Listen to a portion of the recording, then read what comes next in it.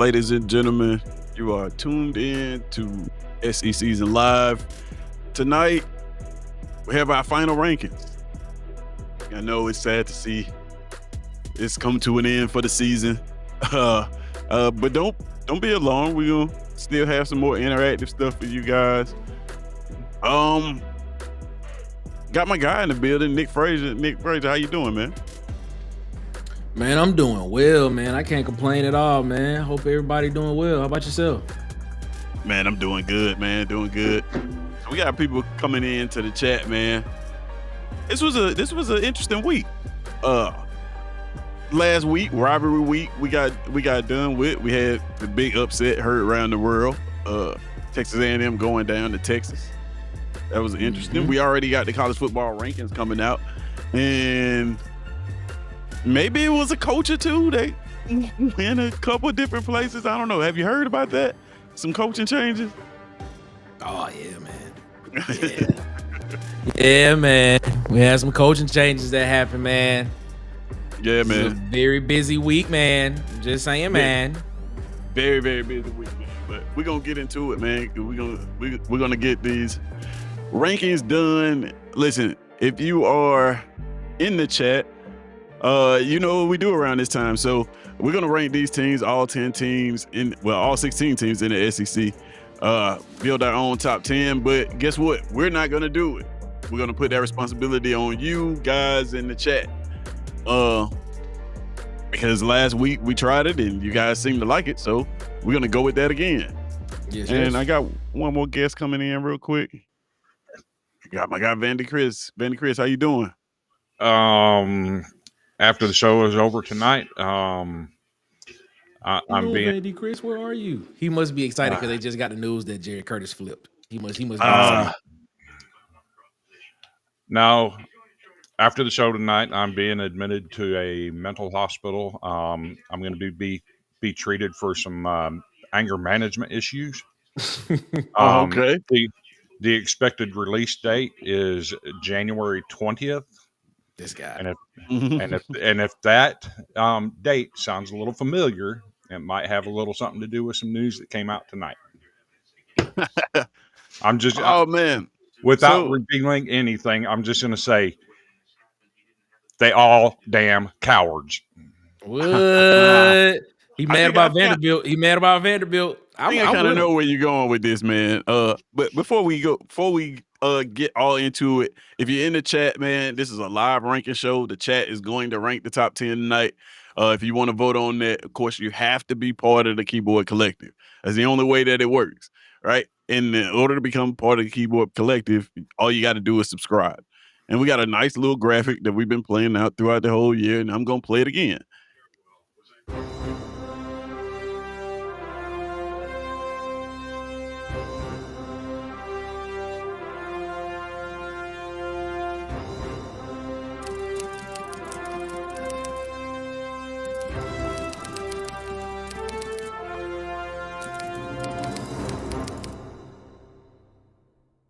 This has been an eventful week in college football, but we got to get through these rankings, right?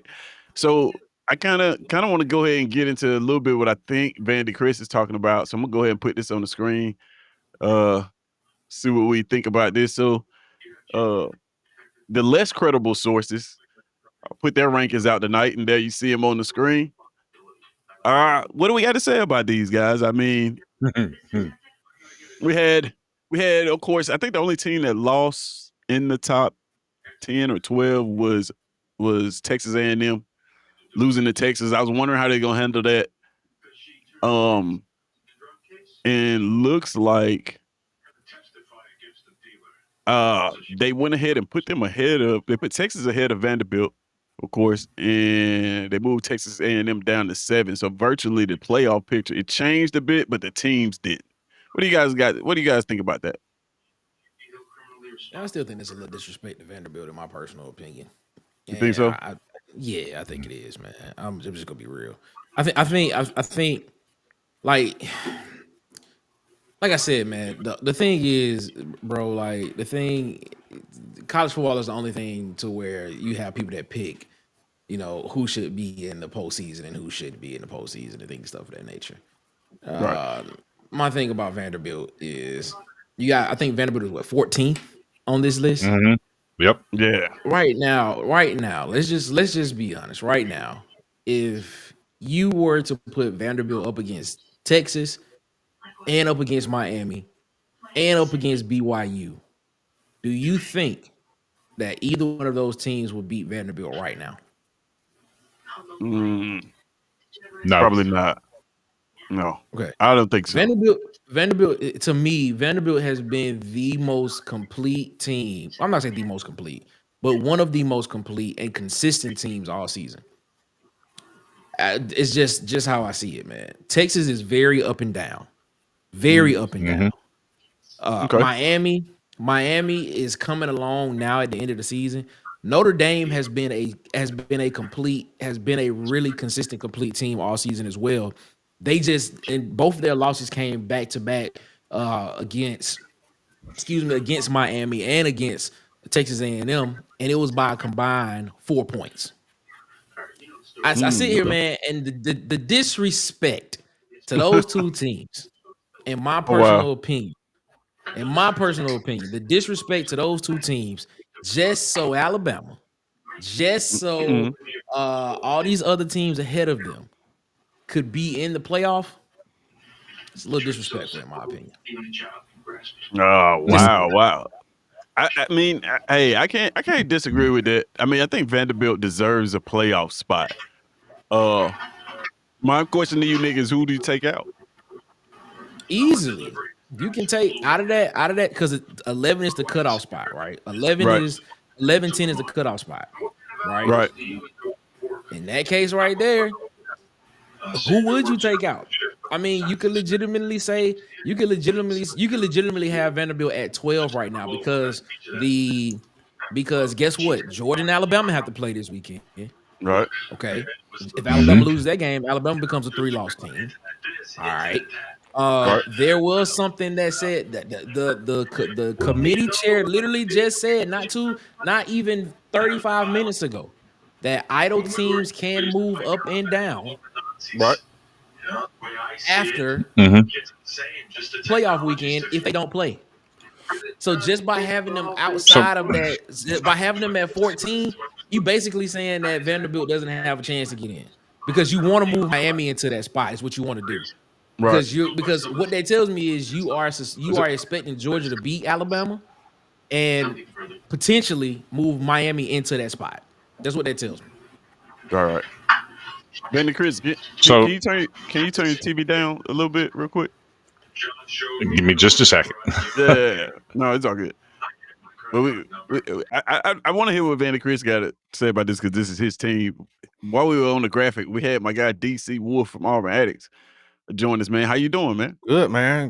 Great. Glad to be here, baby. Let's do it. Always Yeah. excited to be here, man.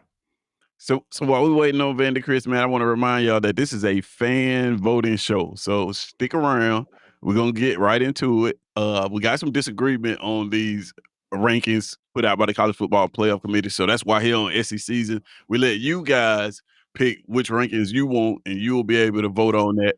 Uh, you can see the link that's already ready in the chat for us when we get ready to get started.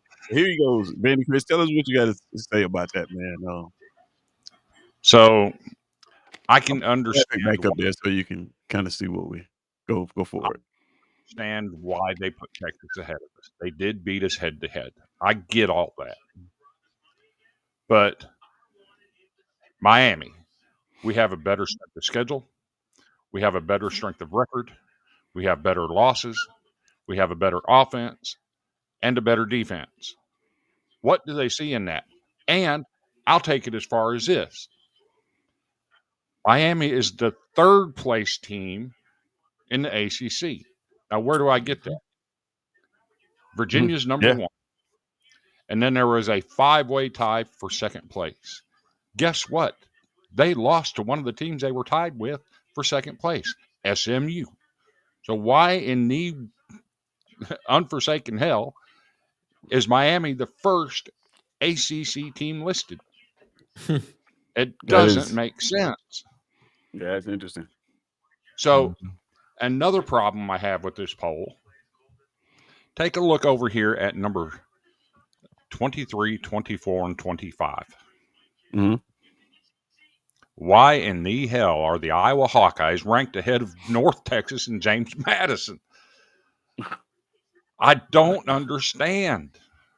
Why is Tulane ranked above both of them? Right. They've been I, disrespecting James Madison for a minute now, though. Exactly. I don't understand. Yeah, it's a little weird. DC, what you got to say about it, man? Man, I'm looking at I agree with Vandy shouldn't be ranked that low, man. Virginia should be ranked higher. But I mean if Virginia just wins out, man, they'll get in. They're the 11th Okay. spot. So it doesn't matter what's on the board as far as Virginia is concerned. All they have to do is just win. My question is with Alabama, if they lose with them being at 9, man, if they lose Saturday, especially if they lose convincingly, man, how do you just drop them one spot? And you know what I'm saying? How do you just drop them one spot in them and Notre Dame just exchange places with a loss, and then you just keep BYU out or a Miami or a Vanderbilt or Texas, because they got Vanderbilt behind Texas, but a BYU, Miami, Texas. How do you just keep Alabama just drop them one spot, especially if they lose bad to Georgia? That's my question. How can they stay in at number 9, bro, and just drop one spot? Bro, I got a feeling even if Alabama lose, Alabama's still gonna get in. But that's my question, Nick.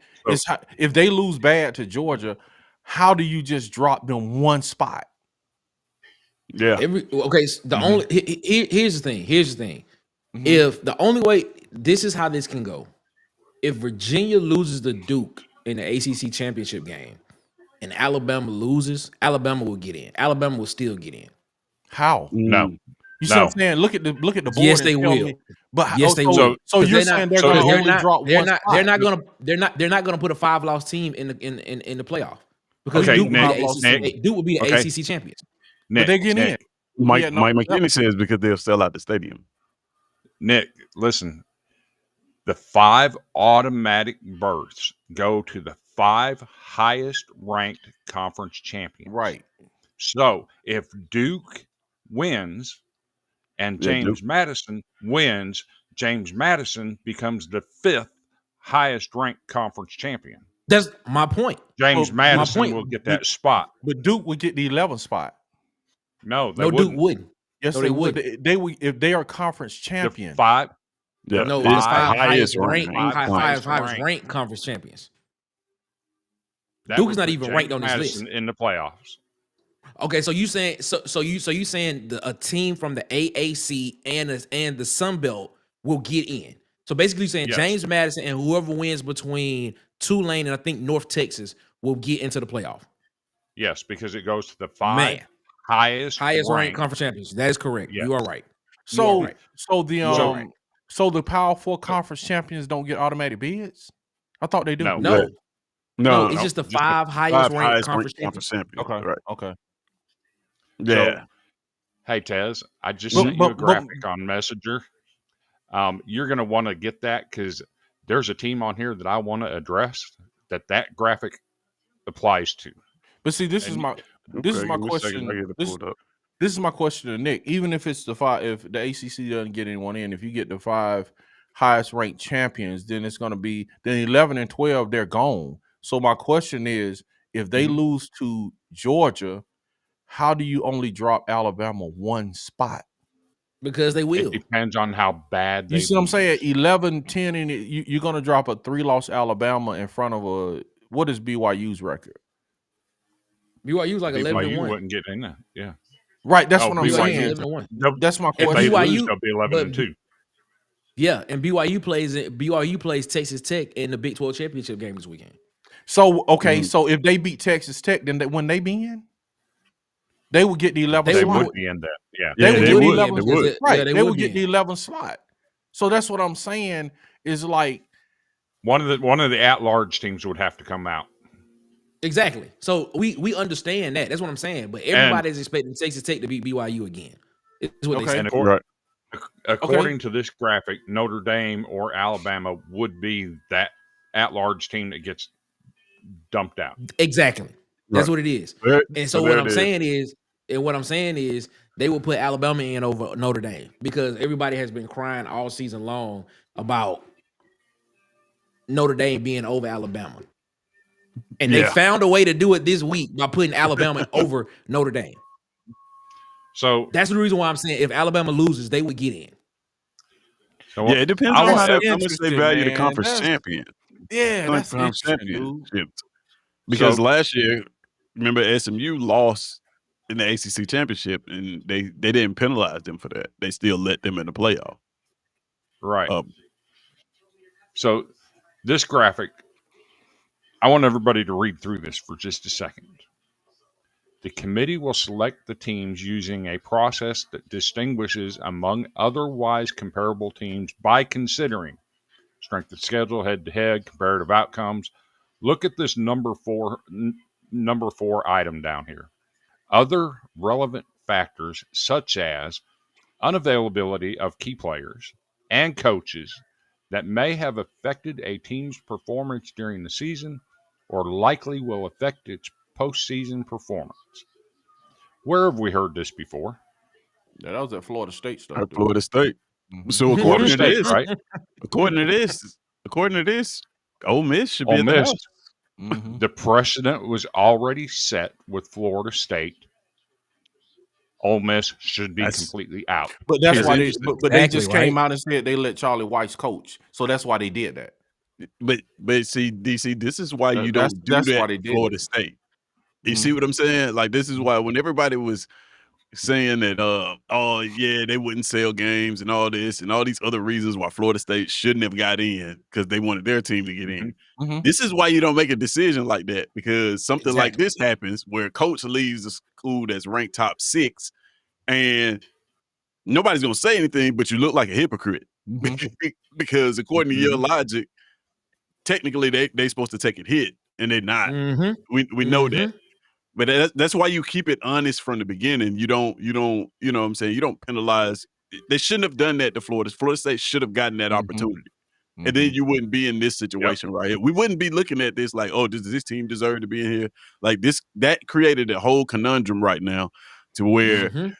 either they do the right thing or you look like big hypocrites in the building. Mhm. So I don't know how they're gonna handle Exactly. that. Oh, they go. So I just want What's gonna happen is Ole Miss is gonna be in. Ole Miss is gonna Yeah. be in. Yeah, yeah. What's more than likely gonna end up happening is Yeah, Notre and they Dame gonna should. get Notre Dame is gonna get kicked out. It's more than likely what's gonna happen. Even if Alabama loses, Notre Dame is not gonna make it. It's not gonna make it because what they gonna say is Notre Dame didn't play in a conference championship game. Is what they gonna say. so, but Yeah, they about to here's jump in. another angle. Did you see what Jeremiah Love posted on his Instagram today? Yeah, about it was something about Ole Miss, right? I No, have it's been LSU. blessed. No, it's been a blessing, Notre Dame. Yeah. Is he telling everybody he's done? And And if No, he's that's not the telling. case, No, there's a report out that LSU is prepared to make him an offer of $3 LSU, million yeah. to Nah, I come said be Ole Miss, but to LSU. come be their running back next season. Yeah. The NIL Yeah. offered $3 million for him to come be the running back at LSU. Really? That was reported yesterday. Man. Wow. so why is he posting that it's been a blessing? It has been a blessing. Right. What's that mean for the playoffs? Is That it means winnable? he's up Is out he of See, there. this is out? why Marcus Freeman, this is why you should have came to Auburn. This is why you should have considered Auburn, Marcus Freeman.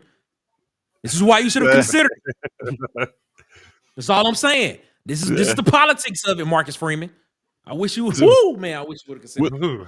So we'll see how it works out, man. And of course we got discrepancies with it. Everybody Mhm. doesn't agree with it altogether. But that's the beauty of what we do here is you guys in the chat, fans, you get to pick your own top 10. And we're gonna get into that.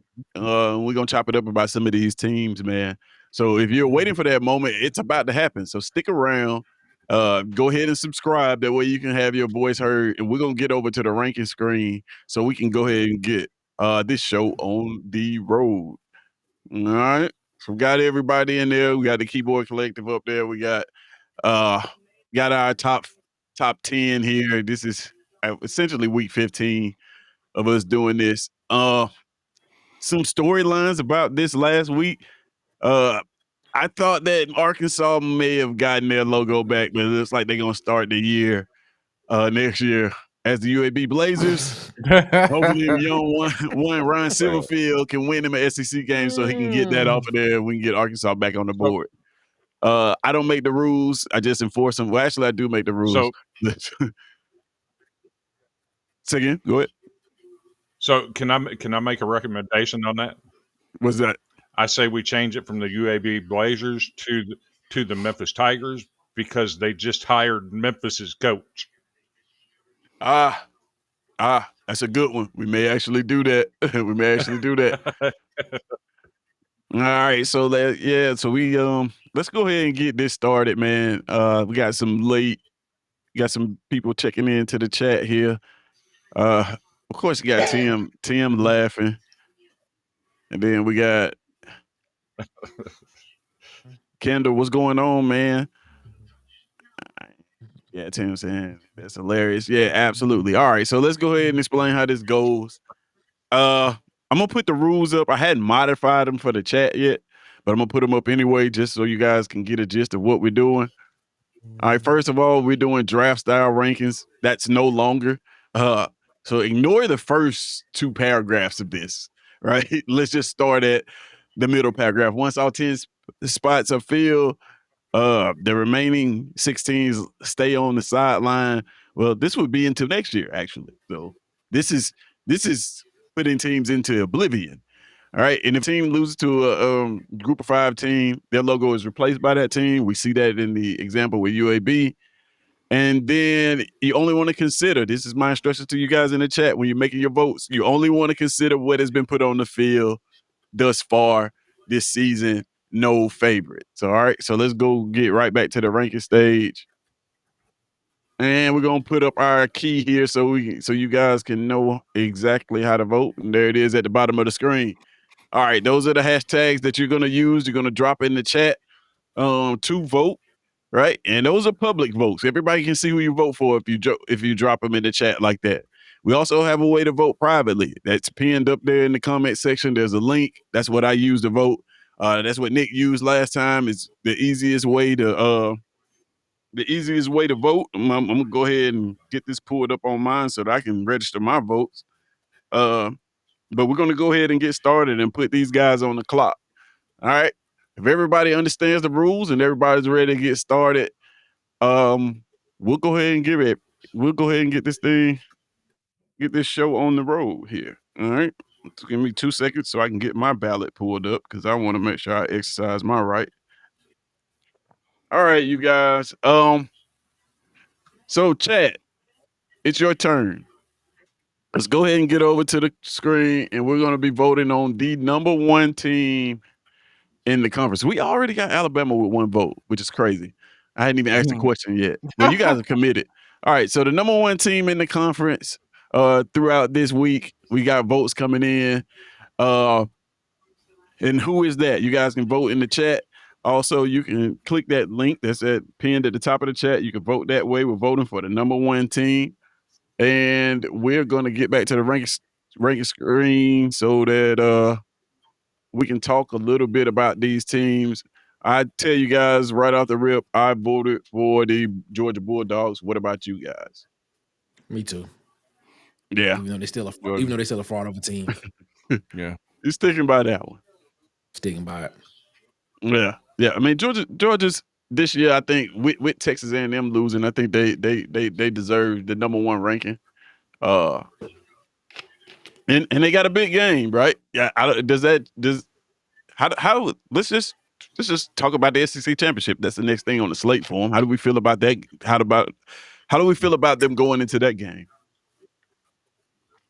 Kirby Smart he's not gonna get beat twice by the same team in the same season, especially with the way that the team is starting to gel a little bit better now at the end of the season. They still have some problems, but I don't see Georgia losing twice to Alabama. If they do, wow. It'll make Right. my day. Well, no, it won't. It won't make my day because then I mean Alabama would win. I don't know. I don't care. It's not Auburn, so it is what it is. Is there any other team that you could put in this spot? No. Yeah. Yes. No. What other Yes. team is Well, that? I man? mean, you could put Texas A&M in the spot because they only have one You loss. definitely could. You know what I'm saying? You Yeah, can we put put Texas. Vanderbilt in that spot. over Okay. at Georgia or Texas A&M. You could.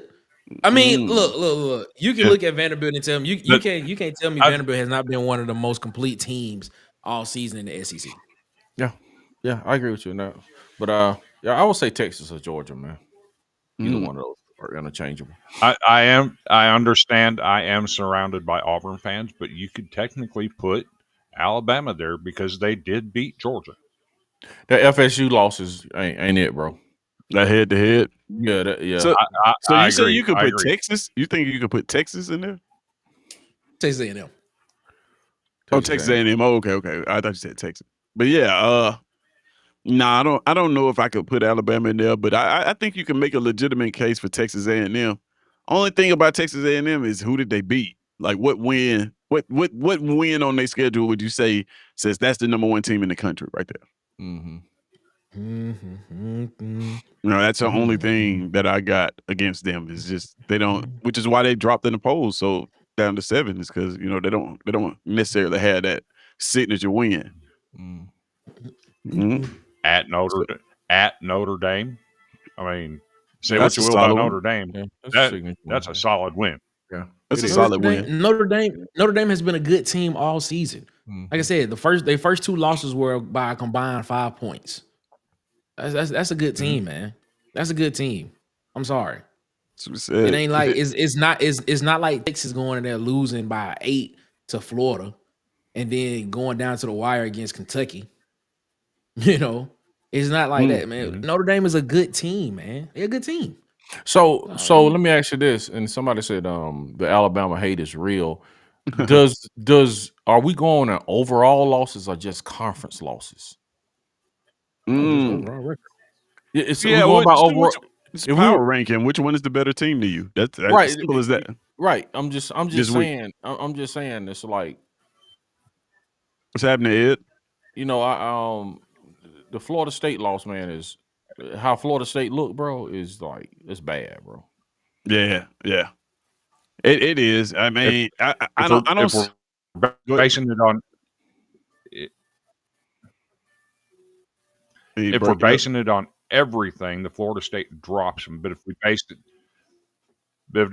we base it basically on the SEC and what they've done in the SEC, you have to put them over Georgia because the head-to-head.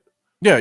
That's what I'm saying. But Is it I just agree based with on everybody else. conferences? Yeah. If it's just based on conference wins or losses, I would have to put them there. But if it's based on the overall body of work, then you have to. You can't subtract Man, the Florida State we've loss. been talking about overall body of work all season because we've been giving credit to Texas as having one of the best losses in the country to Ohio State.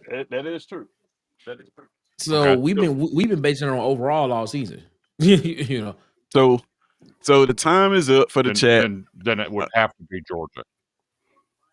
All right, so we gonna see what the chat says. Time is up for the chat. If you guys are just joining in, you hadn't placed your votes yet, make sure you subscribe to the channel. And you guys are gonna be picking a number one team in the conference. The way that you do that is you just drop a hashtag in the chat, the corresponding hashtags for the team you want to vote for. They're scrolling down there at the bottom of the screen. And there's also a link pinned in the chat where you can just click that link and vote. That's the way I vote. That's the way I don't know how you guys vote. How'd you guys vote? I know Nick uses the app. How'd you guys vote? In the chat and out. You put it in the chat. Yeah. It's really simple either way. It's just kind of a matter of you want people to see your vote or you want to keep it private. But we're about to get to it, man. So go ahead and get your last minute votes in. If you haven't voted, go ahead and drop the team you want to vote for the number one team in the conference in the chat before I flip this screen, because once I flip this screen, that it's going to be over with. I'm giving you guys just a couple seconds to get your last minute votes in and subscribe, because if you can't vote, it means you're not subscribed. You're not a member of the Keyboard Collective. So you got to subscribe to be able to vote and participate in this. And you want to vote, man. You want your voice to be heard, especially if you had any issues at all with the committee's selection of teams and where teams will rank. This is where you can let your voice be heard. So let's see it, man. Let's see what the chat came up with. Let's get over here. All right. So initially, it refreshes a little bit, so you have to give it a little time. I think. Let's There see. it So is. right now, Georgia Bulldogs take the vote with 9 votes, right? And then we have Alabama. We got 2 votes for Alabama. No votes for Texas A&M, which was I thought we'd at least get 1 for Texas A&M. So with that being said, we're gonna go ahead, get back to that ranking stage, and we're gonna put Texas A&M. The Georgia Bulldogs as the number 1 team in the conference this week. All right, we'll go ahead and did that. All right, as voted on by you in the chat. All right, so we got Georgia Bulldogs up there. I don't think anybody has too much pushback on that, but we're gonna go ahead and set the timer, and we're gonna go ahead and get to the number 2 team. So the number 2 team, as voted on by the chat, all you got to do is vote. To vote, just drop the hashtag in the chat to the team that you want to vote for as the number 2 team in the conference, or you can use the link. So let me get back over here real quick. Get right back over here real quick. All right, guys, let me refresh this, and we're gonna start the votes now once I hit the refresh button, and boom, there we go. Everything's reset. We're voting for the number 2 team in the conference. Again, you can vote by dropping that hashtag in the chat. That's down there at the bottom for the team you want to vote for, or there is a link that's pinned in the chat where you can vote privately. You don't have to have anybody see your vote. So go ahead and get your votes in, and we're gonna flip back over here because we don't want to see it. We see them coming in a little bit. It's like Texas A&M taking off by landslide. But we're gonna go back over here to the main ranking stage, and we're gonna chop it up, man. My guys, I voted for Texas A&M. What about you guys? If you don't mind sharing. I gave it to Alabama. Okay. I gave it to Alabama. I put Alabama number 2. Okay. Reluctantly, I did. Okay.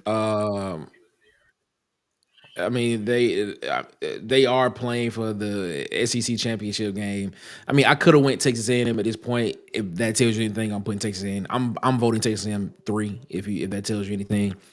But yeah, I gave it to Alabama. Okay. I mean, I'm not gonna give them the satisfaction of being gratified, of gratification. I'm just gonna say I voted for Alabama. That's enough gratification for Alabama fans. Okay. I mean, they make a case because of the teams that they did beat, so I give them that. Yeah, you can go either way with it, man. Honestly, you can go Alabama, Texas A&M. I went Texas A&M. Yep. Okay. Overall record. Okay. I want Alabama because they are playing for the conference championship. That means they are one or 2, and they did beat the number 1 team already once. So I put Alabama as my number 2. Okay. Okay. I mean, I think you can make a case for either team, but like you said, they are playing in the conference championship, so you definitely can't go wrong with picking Alabama there if you wanted to. We got some votes coming in, man. Some of these are interesting. We got Dwight for the number 2 team in the conference. He voted for Ole Miss. That's not a bad pick. Oh, that's not 11-1. I didn't even think about that. That was a good pick, man. This is an Alabama fan voting for Ole Miss too. That's a good pick, man. And they beat Oklahoma on the road, and they had a lead against Georgia, who's the number 1 team, on the road as well. That's a good pick.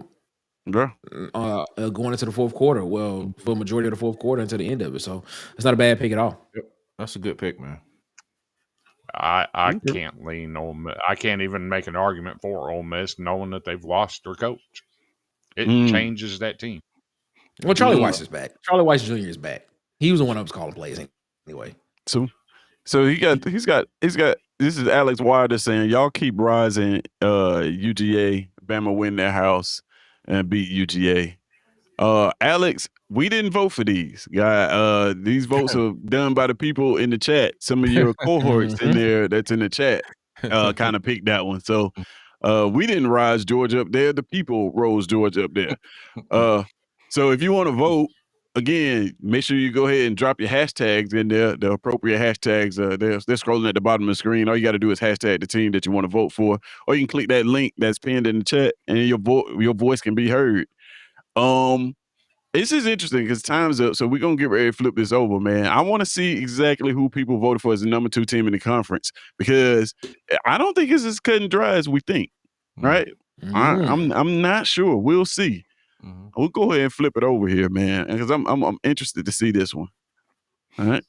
So again, I'm gonna give you guys a couple more seconds. Go ahead and get your last second votes in before I flip this over. In 5, 4, 3, 2, 1. Number 2 team in the conference. Let's give it a little bit. Looks like Texas A&M is winning this so far. Okay. Not mad at that. Wow. Looks like Texas A&M takes it. This is that's interesting. That's interesting. Texas A&M as the number 2 team in the conference. Yeah, that's interesting. I didn't expect that. I'm not gonna lie. I thought Alabama would take it. It looks like Ole Miss got the 1 vote. We know that's Dwight because he made it public, and then Alabama got 4 votes in that. All right, so we're gonna go ahead. So you guys have spoken. You guys voted for Texas A&M. Texas A&M it is. We're gonna go over to the ranking stage and put them on the board as the number 2 team in the conference this week, as voted on by the Keyboard Collective. Texas A&M. All right. Is that shocking to you guys? You guys surprised by that one?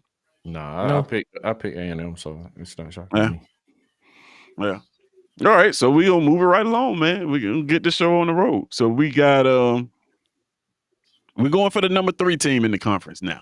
As you can tell, we go in numerical order. 1, 2, and followed behind 2 is 3. So we're on number 3 right now. All right, so we're going to get back over here to this stage, and we're voting for the number 3 team in the conference. And when I clear this out, you guys will be able to vote on that. So give me just 2 seconds to clear this out. And let's go. All right, now drop your votes for the number 3 team in the conference. The number 3 team in the conference. All right, we got votes coming in. Looks like Alabama's go ahead and take it. Oh, by the way, let me go ahead and fix something because there was something that I wanted to do. All right, so already we got Georgia. What the hell? Give me 2 seconds. So we got is this over or under? Right, pick Arkansas. Who voted Arkansas? Arkansas. I hope somebody hit Alabama. I'm gonna take Georgia off the board, and I'm gonna take Texas A&M off the board since they are already there. So you guys won't vote for them. All right. So it's still the votes are still live. All right, go ahead and get your votes in. Again, the easiest way to vote is to either you can hashtag the appropriate team that's down there at the bottom of the screen, scrolling right there, for the team that you want to vote for, or you can hit that link that's pinned in the chat. That's the easiest way to vote there. And we'll go ahead. We've already got that one started. My guys, I voted for Alabama. What about you guys? Let me know. I pick Alabama, man. Yeah, I put Alabama there as well. I put Alabama since I didn't get them at number 2. I have to put them at 3, right? Yep. Right. That's well, I mean, it's your vote. It's your vote. That's the beauty of it. We can vote however you want to, man.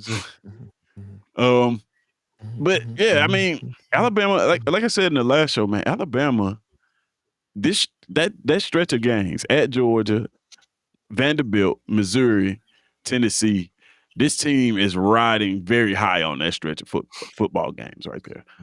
Now they weren't dominant, I don't think, in any of those games, but it's the fact that those teams weren't ranked very high that you got to give them the benefit of the doubt when they're evenly ranked with other teams because they played such a tough schedule.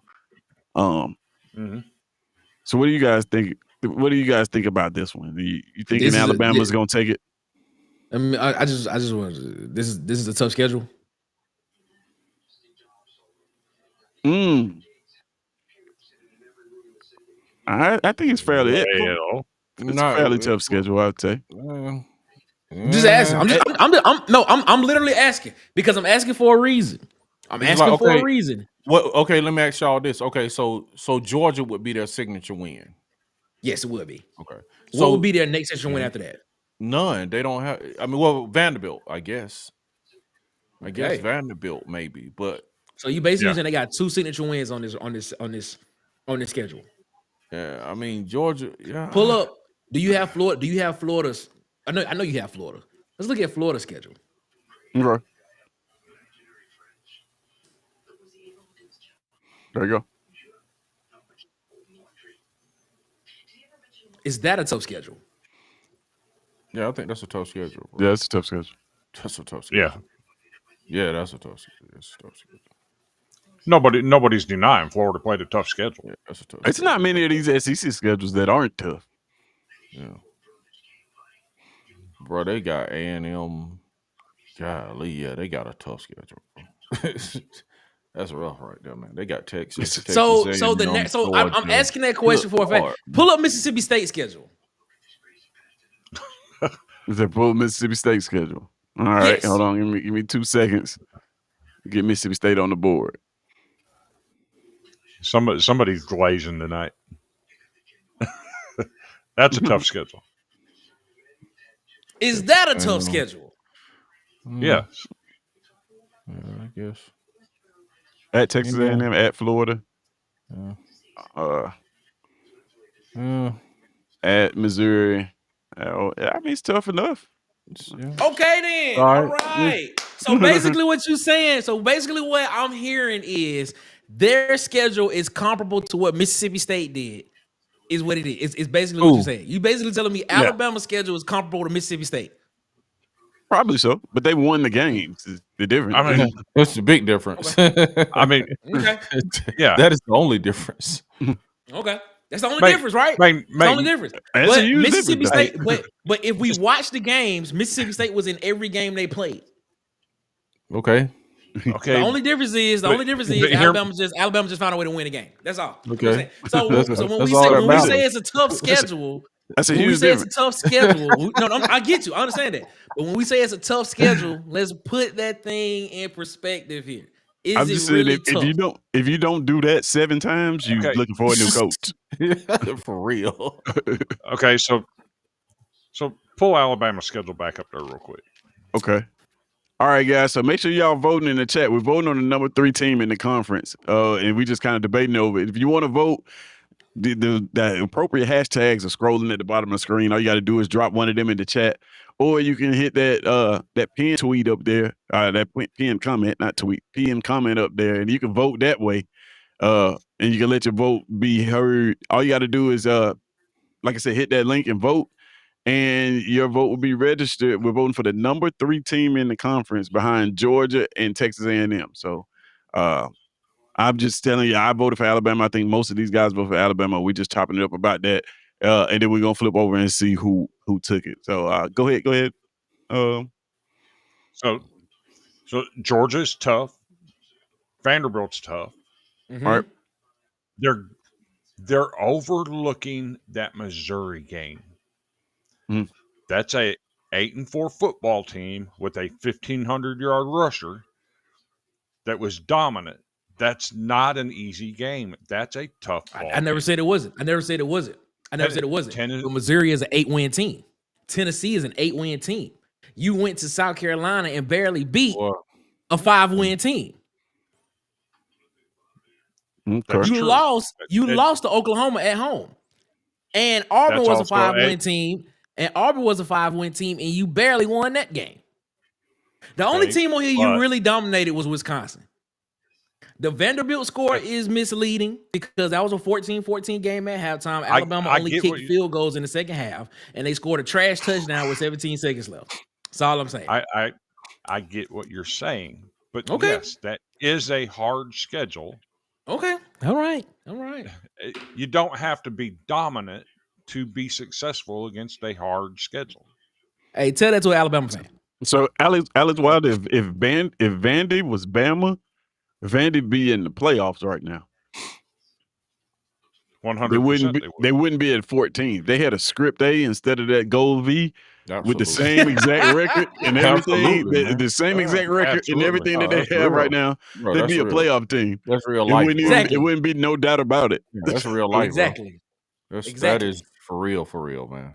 The brand matters, man. Mm-hmm. All right, so let's see who the chat voted for. Vanderbilt doesn't have an FSU loss on their schedule. Mm-hmm. Not exactly. They don't have that. Say that again. Yeah, let's see who the chat voted for. I'm just being man. honest. Mm-hmm. Last time we checked that Alabama was in the lead, right? I'm gonna give some people last minute seconds if you just tuned in to go ahead and get your vote in. We're voting for the number 3 team in the conference. All you got to do to vote is hashtag the appropriate team in the chat. The key is scrolling at the bottom of the screen. You can just find the team you want to vote for and hashtag there, or you can click that pinned comment that's in the comment section, and then you can vote using that. I got a sneaky suspicion that Alabama's going to take this one, but we'll see. All right, so you get those last minute votes in if you haven't gotten them in already, and if you can't vote, it's because you're not subscribed to the channel. So you definitely want to come over to YouTube, subscribe to the channel. That way you can let your voice be heard and get in on this. All right, so let's see what we got here. Looks like Alabama takes it. It does take a little bit to refresh, and I just want to give it a little time. It doesn't look. There we go. Yep, that's it. Alabama is the final one. So we got the one vote for Arkansas. That's interesting. Who voted for Arkansas? I didn't see it in the chat, but if you voted for Arkansas, let me know. I want to hear that argument. I really do. They got a great offense. They got a great offense. The offense is amazing. Right. You got 3 votes for Ole Miss in that spot too, man. So that's interesting. Yeah. So all right, so Alabama takes it as the number 3 team in the conference. Right now, people are gonna see this and say, "Oh, the Auburn fans was hating." We didn't do it. It wasn't us. We voted for Alabama, man. Right. Right. Absolutely. We voted for Alabama. So I'm gonna put Alabama up there. Boom. All right. So Alabama takes it as the number 3 team in the conference. We've already kind of discussed that. We're gonna get right back into it, and we're gonna get ready to vote for the number 4 team in the conference. And I'm gonna get back over here so I can reset the screen and open the polls back up for you guys to vote. Right. So first of all, let me since Alabama won that one, let me go ahead and take them off the board. Boom. All right, and then we're gonna reset it here. All right. There we go. Votes are open. The polls are open for the number 4 team in the conference. You guys, number 4 team in the conference. Again, the way that you vote, find that hashtag at the bottom of the screen and scroll in there, vote for the appropriate team that you want to vote for. Or you can use the link that's in the chat, that's pinned at the top of the chat. You can vote that way. You can have your voice heard. In that way, I am going to go ahead and cast my vote. All right. And you guys, it looks like some votes are coming in. It looks like Ole Miss is slightly ahead of Vanderbilt right now, but looks like Ole Miss took off. All right, so we got votes coming in still. And remember, guys, you can make sure you make your voice heard and go ahead and get your votes in. And we're gonna get back over here and we're gonna talk about it real quick. And I'm just telling you guys in all transparency, I'll let you know who Tez votes for. Tez voted for Ole Miss. Tez voted for Ole Miss. Do we all agree on that? Yes. Or no? Yes. That's who I have at number 4 too. Ole Miss. Okay. Let's take a And look at Ole Miss there. I did not. Yeah, you're right. I did. I did not vote for Ole Miss. Ole Miss was already at number 4. It was rigged. It was rigged. Who put him there? It's rigged. I jumped the gun. I'm sorry. But let's take a look at Ole Miss, man. Hey, this is a team we said that arguably you could put at number 2. Yeah. I didn't make that argument. Here's the thing. Bro, it's logos, bro. It's logos. Yeah. If that was Alabama with 1 loss, they would. You said we would be talking like that. You see what I'm saying? It's perception of like brands for sure. Come on, and that's the reason why their former coach took another job, basically. Yeah. Yeah, and it's not, and that's not a shot at Alabama. Don't get me wrong. I'm just saying that, and I'll just use it. If it was Texas, if that was Texas, they would be arguing they should be in the playoff. You see what I'm saying? If it was a Texas logo on the If it side of was the helmet, LSU, yeah. If it was LSU, absolutely, man. It's like with them and with Vanderbilt. That's just what it is, man. It's the reality of life. It's like people are just looking at brands over what we really see them playing football with, with our own eyes. Yeah. It's So like the brand just overrides what we see on the field. It's crazy. Come on, Alex, go. can I throw a couple darts at this? Go for it. Okay. Vanderbilt rung up 70 on Georgia State. Mm-hmm. Yeah. 70. Mm-hmm. And don't look now, but James Madison played that Washington State team down there. You see that 24-21 game that they had with Washington State? Mm-hmm. James Madison rung them up with 59. Mm. Mm. Okay, Vandy Is Grace. Ole Miss really as good as what people are saying they are? I think they are.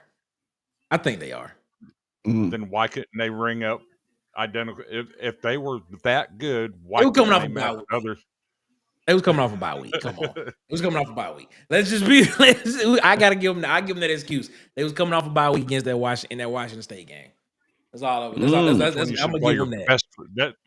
That's when you should play your best football.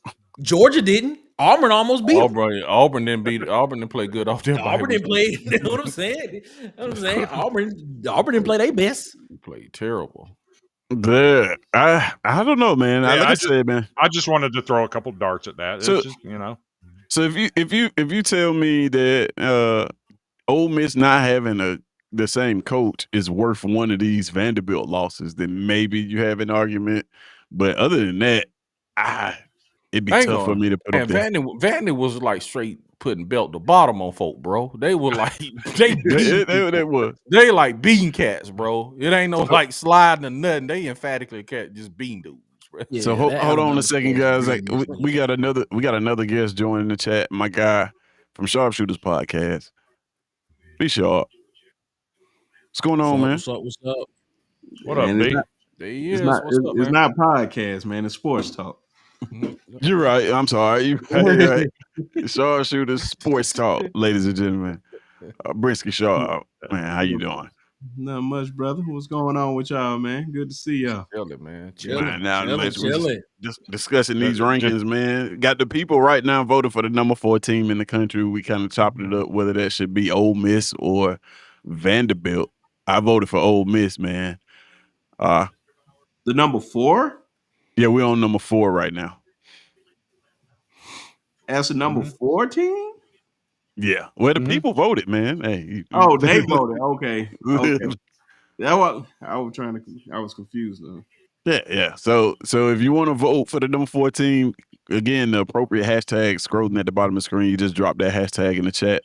Or it's a pinned comment at the top of the comment section. You click that link and it's very easy to vote that way. You just click the button to the team that you want to vote for.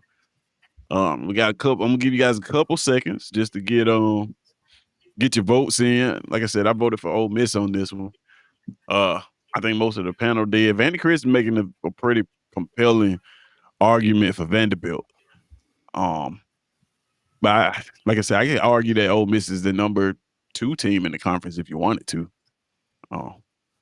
What you think about that, B Sharp? Out of those two?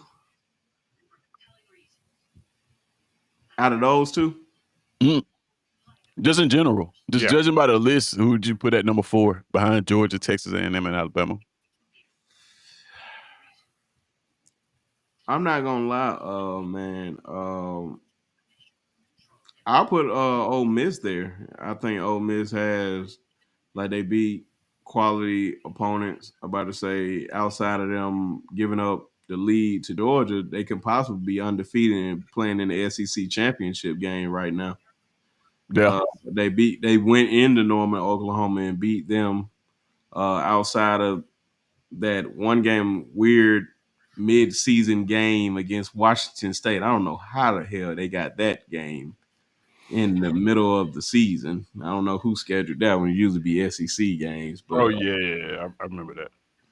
But I'll put Ole Miss there, man. They have the wins against these teams. They went on the road and beat these teams. Like, man, you got to give them their credit.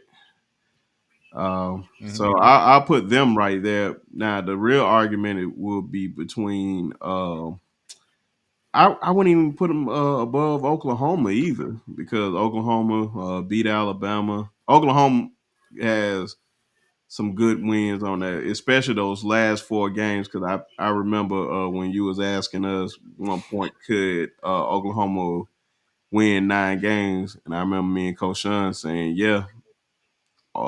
I felt like they was gonna split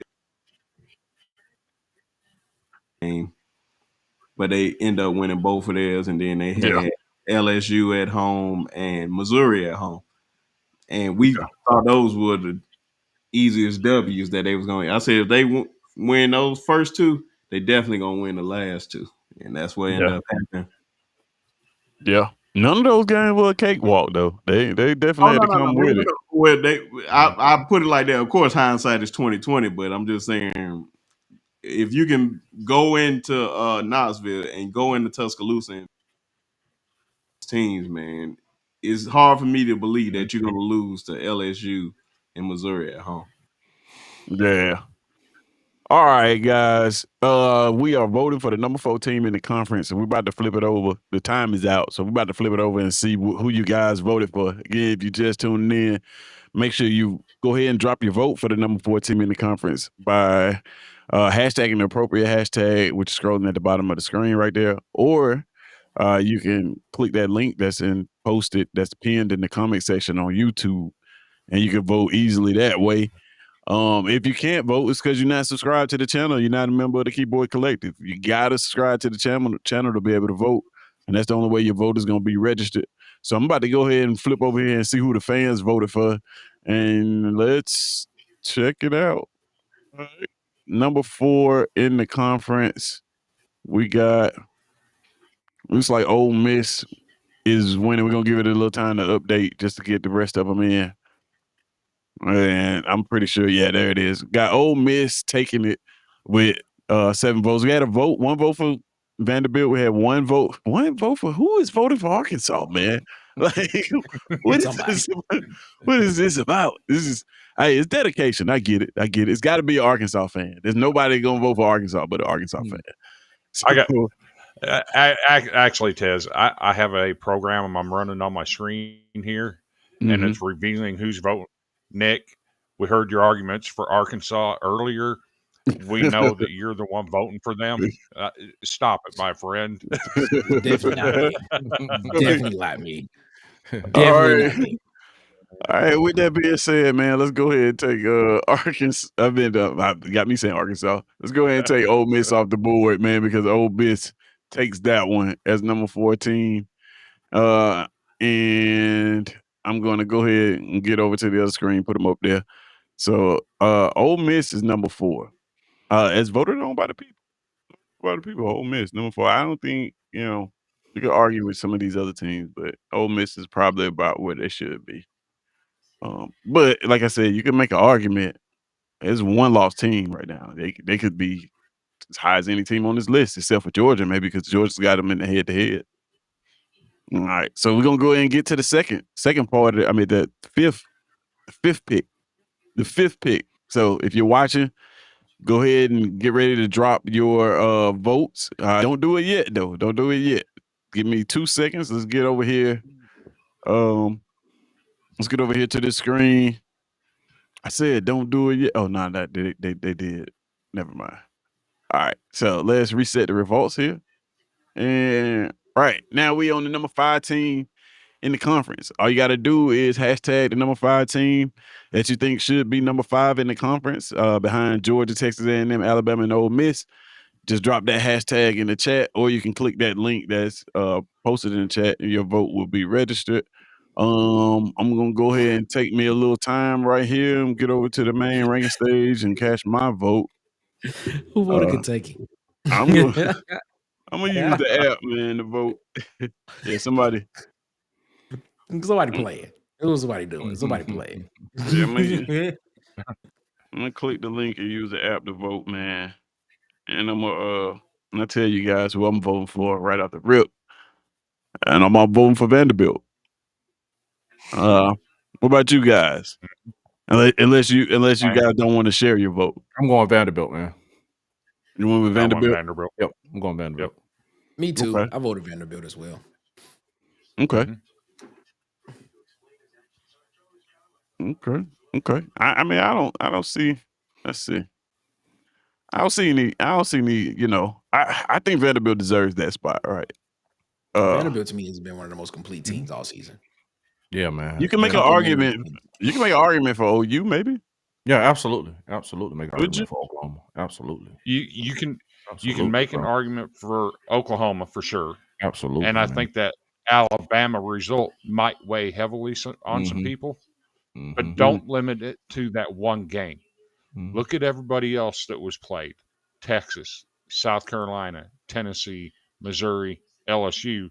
That Vanderbilt also played, and see who Mhm. handled those games better. Yeah. Vanderbilt straight belt the ass most of those Mhm. teams. They did, man. And That, it's that, like if you that's go off I agree with common that. opponents, they each beat a common opponent. You know what I'm saying? Mhm. Well, They both Oklahoma played beat Texas. They both they played both Texas. play Alabama though, and Oklahoma beat Alabama. That's the only one where Yeah. their Yeah. game was better than ours. Yep. Yep. Even Yep. in our No loss cap. against Texas, our result was Yeah. 3 It's better. points, right? Yeah. It's better than that. So yeah. Yeah. Well, I mean, Vanderbilt did. I said these two teams are, like I said, evenly matched. Mhm. Only thing about it is Oh, you got Oklahoma's got the number one defense in the conference, though. which team is more complimentary? Probably Vanderbilt.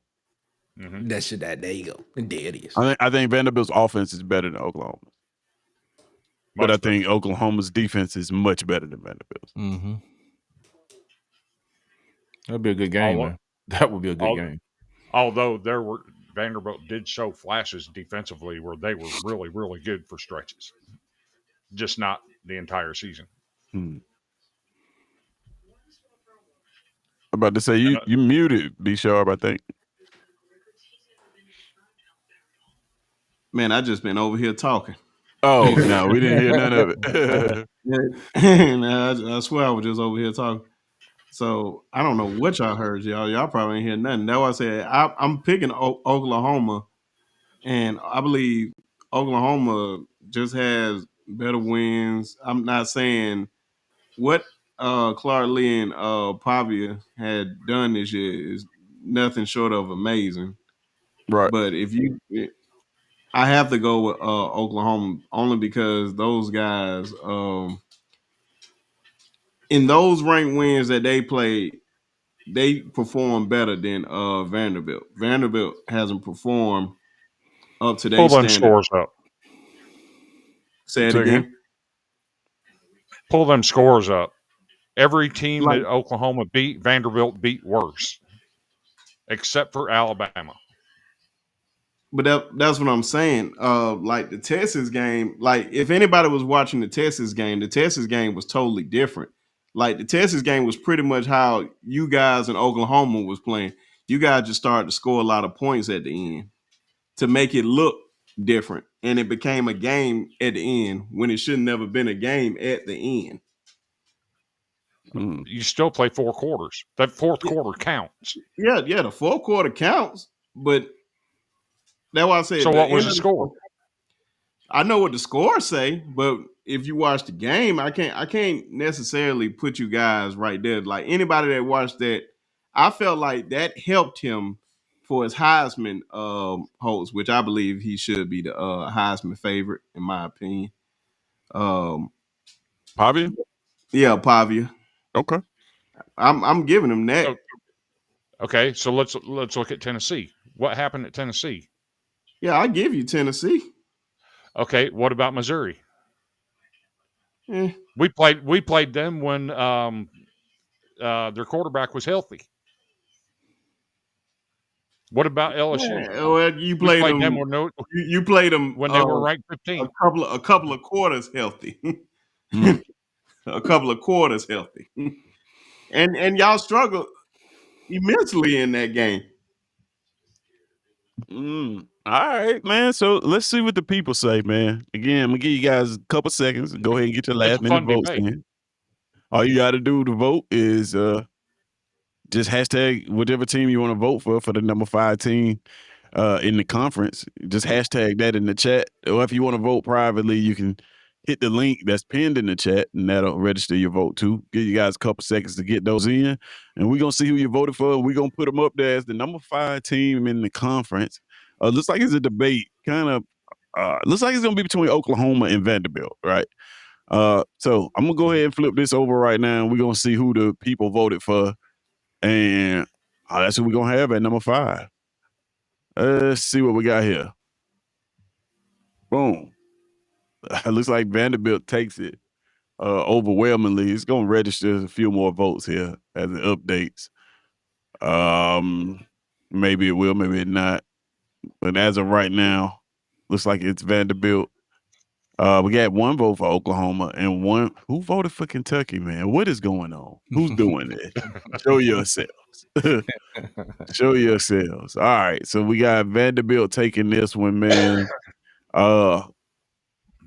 In convincing fashion, actually. So we're gonna go ahead and get them off the board, and we're gonna put them on the board on the other side of that thing. All right. So go ahead and reset this so we can go ahead and get ready for the next vote. All right. We'll get back to the main ranking stage there. All right. So we're gonna put Vanderbilt here at number 5, right?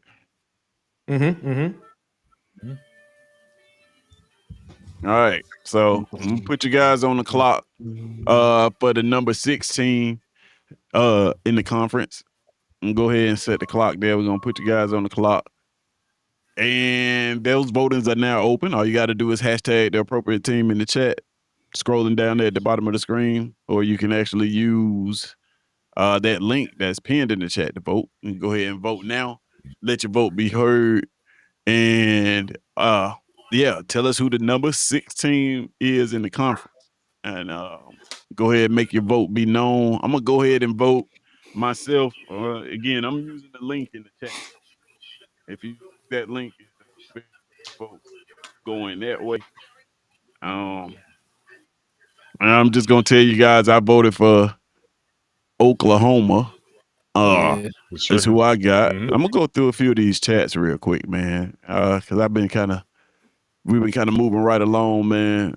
I think I shouted out everybody. We got Alex Wilder in the chat, of course. We got Dwight in the chat. Mike McKinney. This is when he was voting for Ole Miss. He's telling Vandy Chris to screw your vote. I think that's when you voted for Vandy that one time, man. He was At number 4, yeah. We got Huggy showing up. Huggy saying, "Righteously, bro, this is the only area where the NFL is better than college. Who cares what the score is? If you win, you win." Yeah, that is true. Yeah, and you don't get style points in the NFL. They don't care how you win, just as long as you win. Say head to head don't matter. Remember, who said that? You mean to the committee? I was about to say, you mean the committee? Nobody say it's only one. That's the only people I know that say that. Yeah, Mike McKinney, somebody trolling. Got Herb and Raj showing up. Yeah. Herb, Raj, what's going on, man? Appreciate y'all. Shout out to Herb and Raj. So- Shout out to Herb and Raj. The head-to-head only matters when it's Vanderbilt involved in it, and they push them behind Texas. But it don't matter for Notre Dame and Miami. Stop it! Treat us fairly, damn it! You need another logo. That's all you need. Redesign Vanderbilt it, with the word Alabama would be a number 4 seed in this college football playoff poll. No lie. You got Latoya showing up. What's going on, Latoya? She's speaking to be Latoya. sharp using cuss words. We can't say that. Oh man, I never said those words, but since we on here, roll MF Tide, man. You already know. So we got Latoya said, "What we vote? We vote right now, Latoya. We on number 6. We voting for the number 6 team in the conference. Behind these 5 teams that we got up in order to vote. I see you put Oklahoma up there. If you want to vote for Oklahoma, Latoya, you either got a hashtag, use that appropriate hashtag that's scrolling at the bottom of the screen right there next to Oklahoma. I think is, if I'm not mistaken, Oklahoma is hashtag OU. Or you can click that link that's pinned in the chat, and that'll register your vote too. Uh, but yeah, I'm just giving you guys a little bit of time. Time has actually run out, but I'm giving you guys a little bit of time. We kind of already talked about Oklahoma. I think most people up here on the panel voted for Oklahoma. Anybody vote for anybody different on the panel other than Oklahoma, if you care to share? Yeah, I think everybody kind of voted for Oklahoma on this. All right, you got Dwight. Dwight voted for UT. All right, that is Texas. All right, so he's making the case for Texas. That's interesting. I'll explore that real quick for you, Dwight. So we got Oklahoma's record. We're gonna put them up 10-2, 6-2 in the conference. With a loss to Texas. Because I'm assuming Dwight's voting for Texas because he's saying that head-to-head matters. And let's look at Texas' entire resume. Now, a lot of people look at Texas as a 2-loss team. It's almost like that Ohio State game didn't even happen for them. That's one of the advantages of playing a high caliber team at the beginning of the year, especially if you play them close. That game ends up becoming a wash in most people's eyes. How y'all feel about that? Texas over OU in this case. Man, I think Texas been a very inconsistent team all season, to be honest with you. And then like, okay, so for example, like you look at the Mississippi State game. Mississippi State should have won that game, but Texas came back and won. You know, I think talent prevailed in the end of that game. When you look at the Vanderbilt game, they had a lead in that game, but Vanderbilt came back and win. And I keep saying it, man. If it was not for a fumbled onside kick out of bounds, Vanderbilt wins that game. Vanderbilt had the momentum. You go to Florida and lose. But the team just at the beginning, like for the first 6 games of the season, they just did not look good. You know, they didn't look good at all. And I mean, they've gotten incrementally better, but it's just been a very up and down team to me. Just gonna be honest. Up and down, up and down. Yeah, I mean, it's just hard to put them ahead of OU where OU's got that defense. And not that Florida's defense is anything to, not Florida. Not that Texas's defense is anything to, just ignore. But they're not Oklahoma's defense. Nope. All right. So looks like the votes are in, guys. Again, you can give you a couple seconds to get those last second votes in. We're going to flip over here to the screen, and we're going to see exactly who you voted for as the number 6 team in the conference. Now, if you want to go ahead and get your votes in, the hashtags are at the bottom of the screen. All you got to do is hashtag one of those in the chat, or you can hit the pin comment, hit that link, and then that way your vote will be heard. And let's see what we got here. Let's go ahead and pull it up. Yeah, it looks like it's overwhelming majority is going to Oklahoma here. This is, I mean, I kind of figured that, then more votes are coming in for Oklahoma. We had Texas with 1 vote, South Carolina with, who's doing this, man? This has got to be somebody trolling. Somebody's got to be, somebody's ranking teams in reverse. I get it. All right, so let's go ahead and get Oklahoma off this board and put them on the big board. All right, and while I'm right here, I'll go ahead and reset the results for this so we can get ready for the number 17. All right. So yeah, I'm gonna put Oklahoma Sooners over here at number 6. Then we got number 7. All right, go ahead and get you guys on the clock. We're gonna try to speed this up a little bit so we can go ahead and get through this. So we can go ahead and get you guys on the clock. All right, number 17. All you got to do to vote, hashtag the appropriate team in the chat. Let your votes be known. If you're just joining us, we're voting for the number 7 team in the conference behind the 6 teams that you see on the board. All you have to do is hashtag the appropriate team in the chat or hit that pin link that's in the comment section. I feel like I said that 1,000 times. Maybe I need to write that on the screen somewhere so I don't have to keep saying it. I don't know. But go ahead and make your vote known so that we can get these in and get this done. We are on the number 7 team. I used the link to vote. I don't know how you guys are voting, but I used the actual link to vote. And for this one, this is actually kind of interesting here. You could go a couple of different ways. But I'm gonna tell you, I'm casting my vote for Texas. Yeah, I hit Texas too, man. Oh, Yep. I'm casting my vote for Texas. I gave it to Tennessee. Gave it to Tennessee. Okay, Yeah. we'll chop that about. Let's see. We got Dwight says, "Why Hey, am I the only Nick. one with a different vote?" Not Nick. Nick says he's voted for Tennessee too. So y'all not alone, man. He says he's All right. looking at. I'm not looking at overall. I'm just looking at the conference record. Okay, but that makes sense. That makes sense. All right. So I just got to ask Nick. If he's voting for Tennessee, I got to ask him, are you a little bit elevated tonight? No. Elevate. Nowhere near. Nowhere near. so I Nowhere voted for near it, sir. I voted for Texas, and I think Nick is he the lone Tennessee voter up here? I probably am. Probably. I think that's just me. So let's see I it, man. I just want to hear his argument. Yeah, let's have it, man. I just voted for Tennessee. That's it. I think okay, here's the thing. Texas is not who I thought they were going to be this season. You know, we just looking at teams all overall and things and stuff like that. You can make an argument that Tennessee had or in some close games. You can make that argument. I look at that Florida loss to Texas as a very, very that's just a very, very stain on their record. You know, Florida team that lost to USF. And shout out who's the new head coach at Auburn, by the way.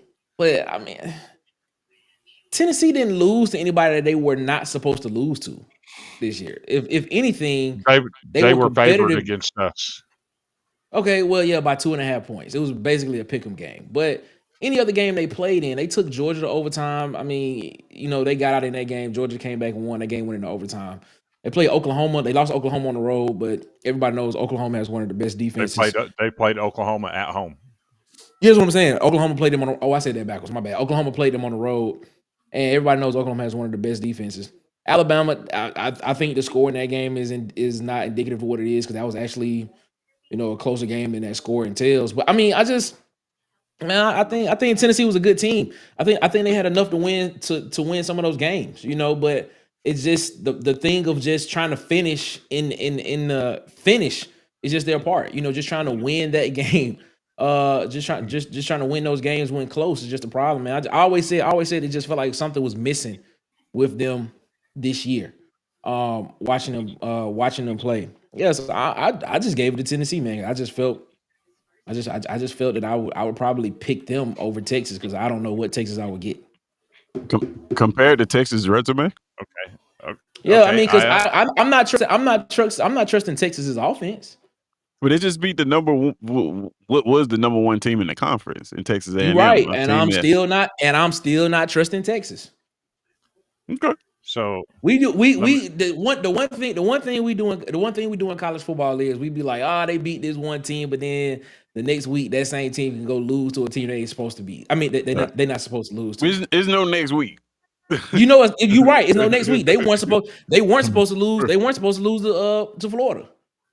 Yeah. You know, they weren't supposed to lose that game. You know, I just look at it and I'm just like, and then you look at the Georgia game, they got blew out by Georgia. You know, I mean, it's just a lot of things. If you look at that Oklahoma game, if there's a healthy John Mateer in that game, is that a different outcome? You know, is that a different outcome of the game? You look at the Mississippi State game. Mississippi State took them down to the wire. I got my. You know, I just look at this Texas team. I just be like, man, and in the games that they were supposed to be dominant in, they weren't dominant in. You know, that's Kentucky took them to overtime. You know, you don't have that question about Tennessee. Tennessee did what they were supposed to do in the games that they played. I got my dart ready. All right. 0 wins over Power 4 teams with a winning record. 0. 0, 0, 0. 0 wins over a Power 4 team with a winning record. End of That's discussion. fine. That's a That's solid End of fine. point. discussion. That's fine. That's great. I mean, I understand that, but I also watch the games too. You know, I also watch how the games. I also watch how the team looked as well. You know, it's fine. I mean, we all there are angles to every reason why we pick who we pick. A lot of us look at it from the perspective of, all right, 0 wins against top teams. Well, what's a top team? Now, that could be another discussion. The same thing about we had the question about the schedules. Was that a tough schedule? You know, everything's subjective. You That's know, the so beauty of it, my though. thing, That's why you we're know, letting everybody vote now. So it's not on one person. So it's a group thing. so yeah, Just I make sure mean, you heard me right. It's not about not beating a good team. It's not beating a single Power 4 team with a winning record. I hear what you're saying. I hear what you're saying. I hear what you're saying. But like I said, the same thing could be said. Yeah, were those top teams? Were they really top teams? You know, some people can look at it and just be like, that's a high team. All You know, right. some people can say that. Well, Some people can say some people can say, yeah, they probably weren't as good as we thought they would be this year. You know, let's As bad as that Tennessee defense is, Texas would ring up 50 on them. I don't know about that because I think Texas's offense is just as lethal to put up points. let's see what the people say. Let's see what the people Nah, say. I already know. I already know they picked Texas. I'm probably the lone one. That's Let's- not. I'm not Yeah. even. It doesn't even bother me. Go ahead and get your last minute votes in. Use the link that's pinned in the chat, or you can hashtag the appropriate team that's scrolling at the bottom of the screen. And you can get your votes in for the number 7 team in the conference. And I'm about to go ahead and flip this over so we can see. I got the Which- UAB Blazers. you got UAB. That's hilarious. Hilarious. All right, man. Let's see who we got. Let's see who you guys voted for. This should be interesting. All right, looks like it's Texas. We're gonna let it refresh though, because this may have a runoff later. No, we don't have runoffs on here. All right, yeah, it looks like it's Texas by a landslide. You guys voted for Texas as the number 7 team in the conference, man. So we're gonna go ahead and honor you guys' vote. Again, if you can't vote, it's because you're not a member of the Keyboard Collective. You gotta subscribe to the channel, and that way you'll be able to vote on these things and we can see it live. So we got Texas as the number 7 team in the conference as voted on by the chat. And I will go ahead and get them off the board here. Give me 2 seconds. All right. Let me go ahead and clear Texas off the board. Boom. And then let me go ahead and reset it. And we're going to open this thing back up for voting. And let's go back to the main rank stage. And ladies and gentlemen, I have a special guest as I move Texas over to number 17. Joining us on SECZN, my guy, you know him, Coach Al. Coach, Shout what's out to going Coach Al. on? I think you might be muted.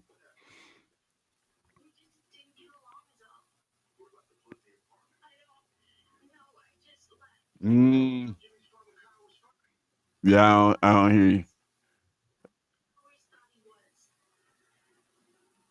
Yeah, it says you're not muted, which is wild.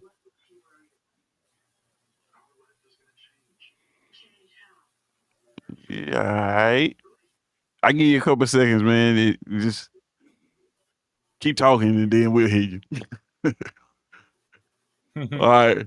All right, man. So we got Texas off the board. We're going to open up the rankings here while Coach Al get the sound together. And we are on the number 8 team in the conference.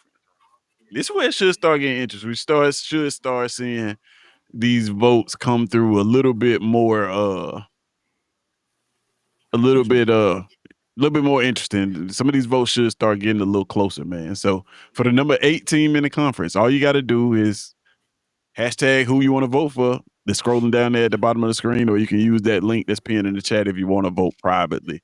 I'm gonna go ahead and go ahead and get my vote in. All right. This is interesting, man. I can go a lot of different ways with this one. Um, but I'm gonna tell you guys I voted for Tennessee. Let me see if I can. And y'all guys tell me who you voted for, and while I try to fix the audio issues right here. Hmm. So I voted for Tennessee. Who'd you guys vote for? I, I ain't about to lie. I voted for Missouri. Hmm. After seeing that Tennessee team up close and personal, and what they did, knowing the fact that they have not beaten a single Power Four team with a winning record, I don't see how you put Tennessee ahead of Missouri. Mm. That it has to matter. Let's see here. Let's pull that up, man. Let's pull up Tennessee real quick. You said you don't see how you put Tennessee ahead of Missouri. All right. We got Tennessee 8-14, 4-4 in the conference. And let's see. Let's look at Missouri's here. You got Missouri, same record, 8-4, 4-4 in the conference. Oh, I wish they played each other. That would be a lot easier. I mean, you could make an argument for either one of these teams here. I just hadn't seen the thing about it. I have not seen Tennessee particularly look bad in a football game. Well, I'll go back to their record. Well, maybe the Vanderbilt game, right? Vanderbilt game, they look bad then. But other than that, they look pretty decent in all of these football games that they played. I don't know But if I they're can not say, winning. but neither is Missouri. It's about the same. And Missouri did play. And Missouri did play Vanderbilt a whole lot closer at Vanderbilt than what Tennessee did in their own house. Mm. So who do everybody else vote for? Do we got all Vanderbilts? Do we got anybody else for Missouri? Anybody else for? Do we have all Tennessees? Do we have anybody else for Missouri? I pick LSU. I pick LSU. Yeah. Tell us about that one. Go to LSU record, man. I guess I got with these teams, man. I got recency bias, man. I just like the way they played. They didn't have much of an offense, but I like the way they played Oklahoma in that game. That was a good game. And I'm looking at the Tennessee just got boat race, bro. Like at home by Vanderbilt. This I just can't unsee that one, man. You know, I mean, I know it's an argument for it, but I just can't see the way they lost, man, was just like embarrassing.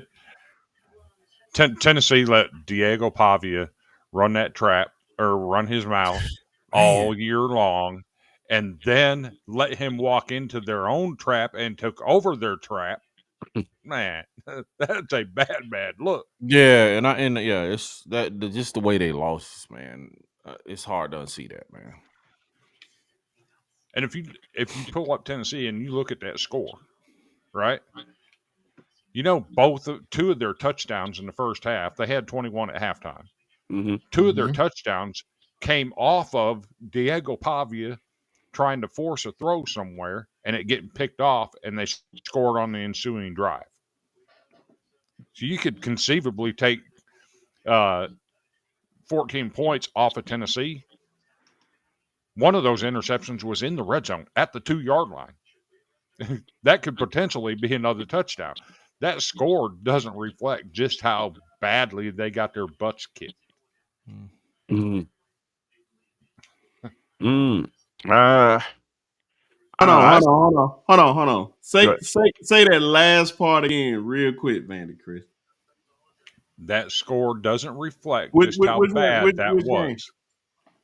Vanderbilt and Tennessee. Okay. That's what I said about y'all.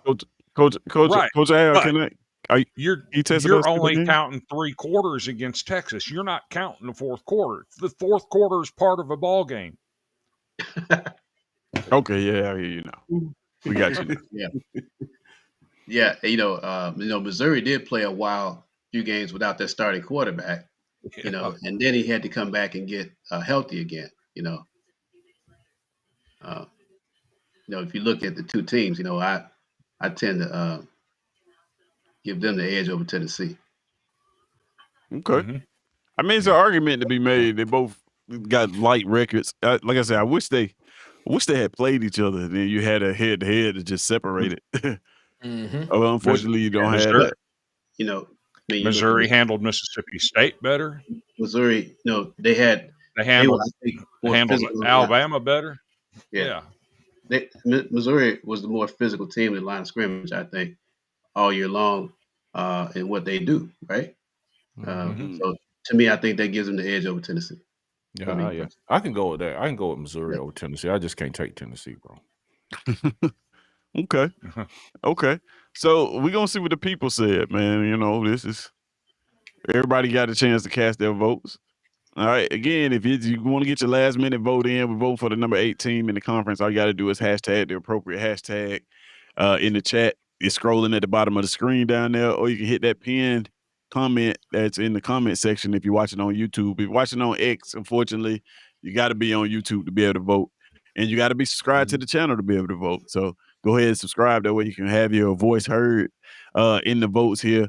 And we're going to go ahead and flip it over here to see who the people voted for at this spot. This one should be interesting, man. I got a feeling we may get some mixed results. Maybe. I'm not sure. Let's check it out. All right. So right now, Tennessee is winning barely, but we're gonna let the other votes register real quick and see. Yeah, Tennessee takes this one in pretty convincing fashion. We got one vote for Missouri, one vote for LSU, and then we got one vote for Arkansas. I don't know who that is, but y'all are doing a great job. Great job at this, man. All right. So we're gonna go ahead and flip back over to the screen. Then I just see, let's see. Hold on a second.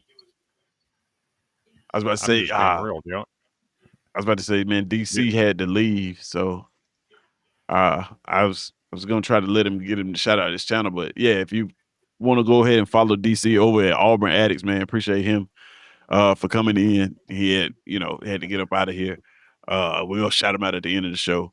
So yeah, go ahead and follow DC over at Auburn Addicts TV. All right, so let's go ahead and get Tennessee off the board. They won this one. Get them off this board, put them on the next board. Go ahead and reset these rankings. All right. We're going to back to the ranking stage here. And we're gonna put Tennessee over there, man. You guys voted for Tennessee. That's who you wanted to see at number 8. All right, now we're at number 9. Real simple. Number 19. Everybody get to cast their votes. This is SEC season where your votes matter, unlike some other places in the country. Here, if you vote, it matters, right? So go ahead and cast your vote. If you are subscribe to the channel, that's the only way that you can vote. Go ahead and drop who you want as the number 8 team in the chat using the appropriate hashtags at the bottom, or you can hit that link that's pinned in the comments. And again, if you're watching on Twitter, come over to the YouTube, hit the subscribe button, and then you'll be able to vote and participate in this conversation. So with that being said, man, I'm gonna go ahead and place my vote. I don't know who you guys are voting for, but I kind of think it's gonna be Missouri for me. We'll go ahead and put Missouri right there. Who I think if we're debating for them in Tennessee, they probably deserve to be number 9 on this. What about you guys? Who you guys got? I went Missouri as well. Missouri. Yeah. I think that's fair. Yeah. Missouri. I will say this: somebody been voting for Arkansas all this time. Hey, but one thing I'm voting for Arkansas number 1 on, and that's hiring the worst coach in the SEC in this hiring season. That was absolutely horrific. They get number 1 for me on that. Oh wow. Okay. I am voting for UAB. UAB Blazers. I don't see Arkansas on here. I don't even know why we keep saying Arkansas. I'm voting UAB. Right. There you go. He's right. He And is correct. He's and they're right. gonna be up there until the next year too. So Ryan Silverfield's got his work cut out for him. He got to win the SEC game to get his logo back. I wish that was real life, right? I wish they just had to come out. Like, what if that was like, That's like what if they embarrassing. had to come out in like UAB colors, the Arkansas Yeah, uniform, but oh, that'd be UAB colors? bad. That'd be the That'd be worst. bad. That'd be bad. Yeah, that mean we would have had to play a game with New Mexico colors. Ooh, yeah, that's a good one. That's a good Oh, one. Yeah, you're right about that. You're right. Yeah, That's yeah. not good. Yeah. So I mean, yeah, you guys could go be ahead worse. and vote. Go ahead. It could be worse. You could have had to come out in ETSU colors. Yeah, yeah, that would Oh, have been that's bad. right. That's right. That is true. Y'all did. That is true. That was Man, bad. I mean, and like I said, man, I like Missouri, but the only pushback I have against Missouri with ranking anything is what win. Like, what win do they have where you can say they deserve to be ranked higher than anybody?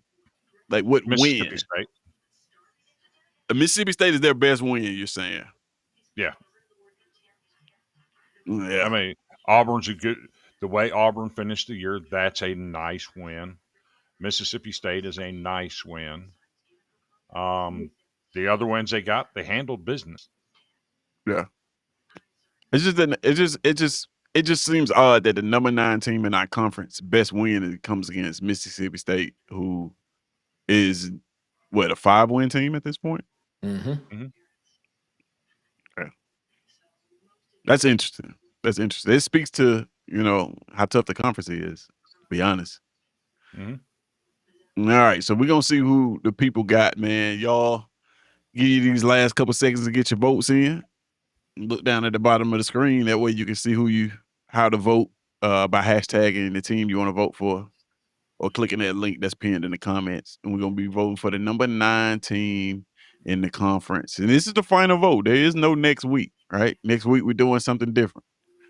All right. So this is the final one. All right. And I'm gonna go ahead and flip this over, man. Let's get back. And we're gonna see who they got.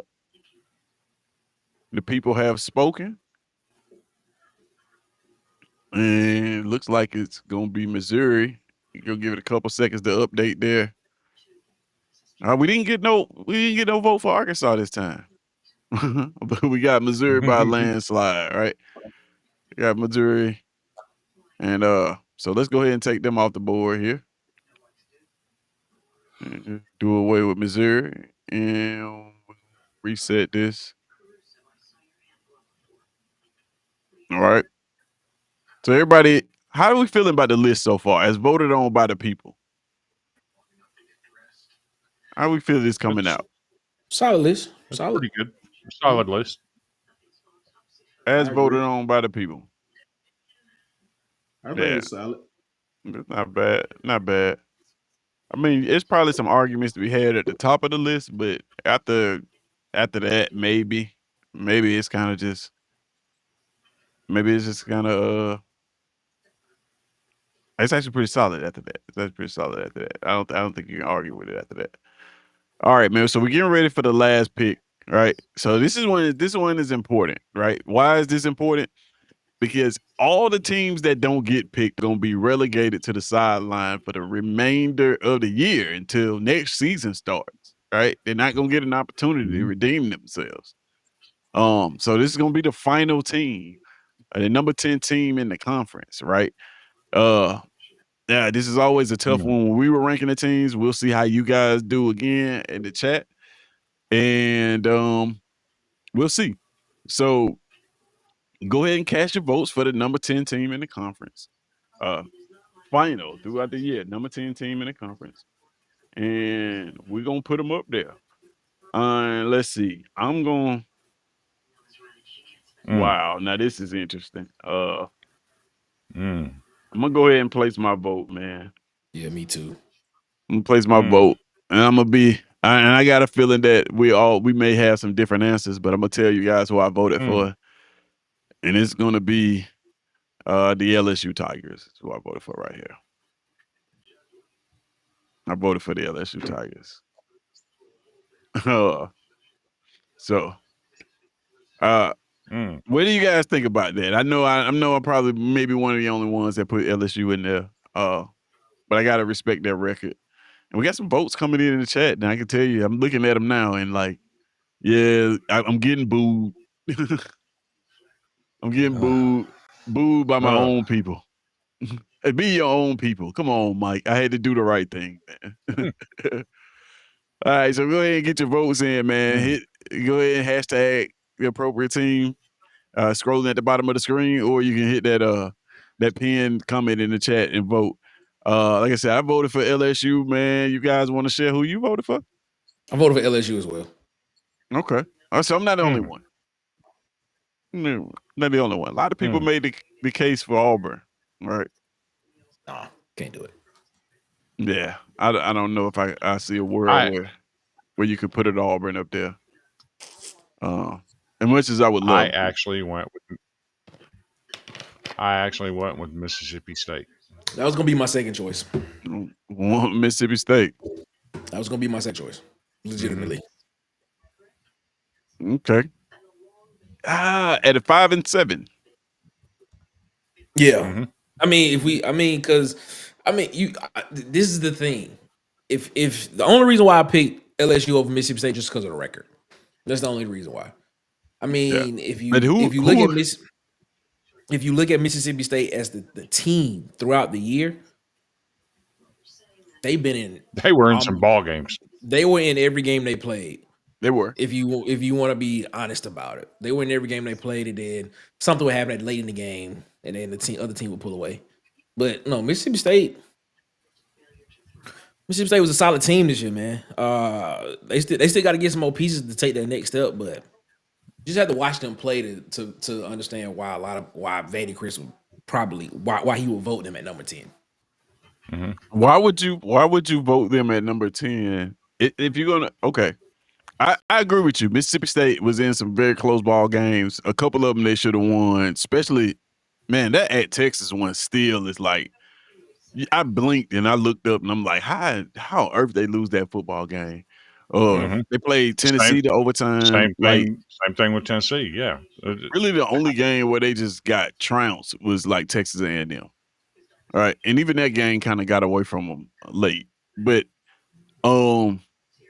why would you if you're gonna pick Mississippi State, why wouldn't you pick Auburn? Auburn has the same argument as Mississippi State. We know that they haven't got blown off the field in any game. Yeah, well, Auburn's problem was all of these are one possession games. Yeah, but the same thing about Auburn is which one looked better. In your honest opinion, which one looked better all the entire season, not just the last 3 weeks of the season?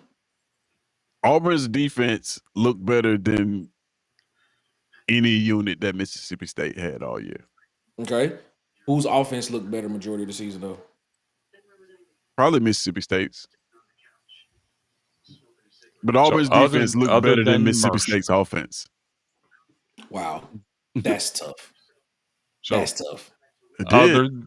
Other than a FCS school in Mercer, Mississippi State had the more recent win. Yes, Auburn looked better, but at the end of the year, they weren't getting the wins, even if they looked better. Where the Mississippi State win was more recent than the Auburn win. Okay. Let me ask you this. Who has the best win?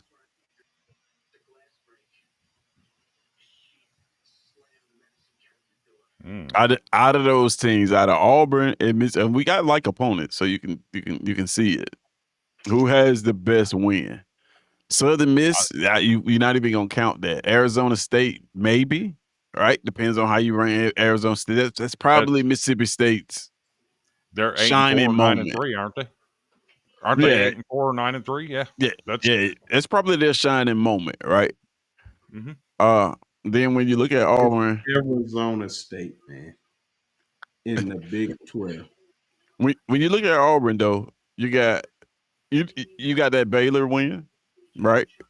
Baylor's got a potent offense, and you have in that Arkansas game, who looked better in that football game? Both of them were at Arkansas. Who Neither looked one. better? Neither one. There's a lot of points scored in both of those games. But I don't know, man. Like I said, I didn't vote for either of these. I voted for LSU. Yeah, me too. 75 football team, 3-5 in the conference. I just think And that's that fair. they deserve to be number 10. I think that's fair. The problem for me is at Western Kentucky. It is a struggle. Yeah, that's a bad look in my opinion. And don't get me wrong, Western Kentucky's a good football team. Just like Mercer's a good football team. You see Auburn handled Mercer better than LSU handled Western Kentucky. Mm. That Western Kentucky for me is a hard one to stomach. So even if you flip Western Kentucky to a loss, they still have a better record than both of those teams. In that Arkansas game, 23-22, they were behind in the fourth quarter in that game. They held Arkansas to less points than either of the other teams. That's fair. They also trailed Arkansas in the fourth quarter. They did. That's fair too. No, I don't know. I'm trying to just come up with arguments for this. Go ahead. But we act at one point. Why are we acting like Arkansas ain't been potent on offense all year? They have. All of a sudden, They have. So we're gonna act like right now. Only reason they haven't won any game because they defense was atrocious. Mm-hmm. If they can just get a couple of stops, they win games. You got a point. That's a good point. Got a point. Good Very point. good point. You say the same. I mean, you can say the same thing for Mississippi State. If Mississippi State make a critical stop like they did against Arizona State, they win. They beat Tennessee. They beat Georgia. They beat Tennessee. They beat Texas. Because the defense did enough. Well, let's not say they did enough to win the game. They showed they could do enough to win the game. They showed they could do enough to beat Tennessee on the road. Well, you can say the same thing against the same thing for Mississippi State. I can't say the same thing about Mississippi State only because Mississippi State has not been elite at anything all year. Arkansas has been elite at offense. They just been atrocious at defense. I mean, you can say the same. Yeah, you can say the same in reverse for Auburn, right? Yeah. If you just had a little bit of offense, we'll be having a different conversation. We'll argue with you on that. So I just wanted to bump on Sharp a little bit here. He said something about Arizona State. It's Arizona State in the Big 12. They're 8-4. We talking like Baylor's a good win for Auburn? They're also in the Big 12, and they're 5-7. I give you that.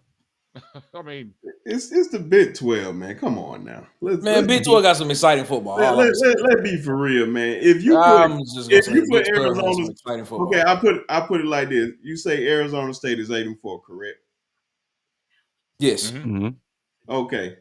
Would you put Arizona State is losing to a team that probably how many conference wins did Mississippi State win this year?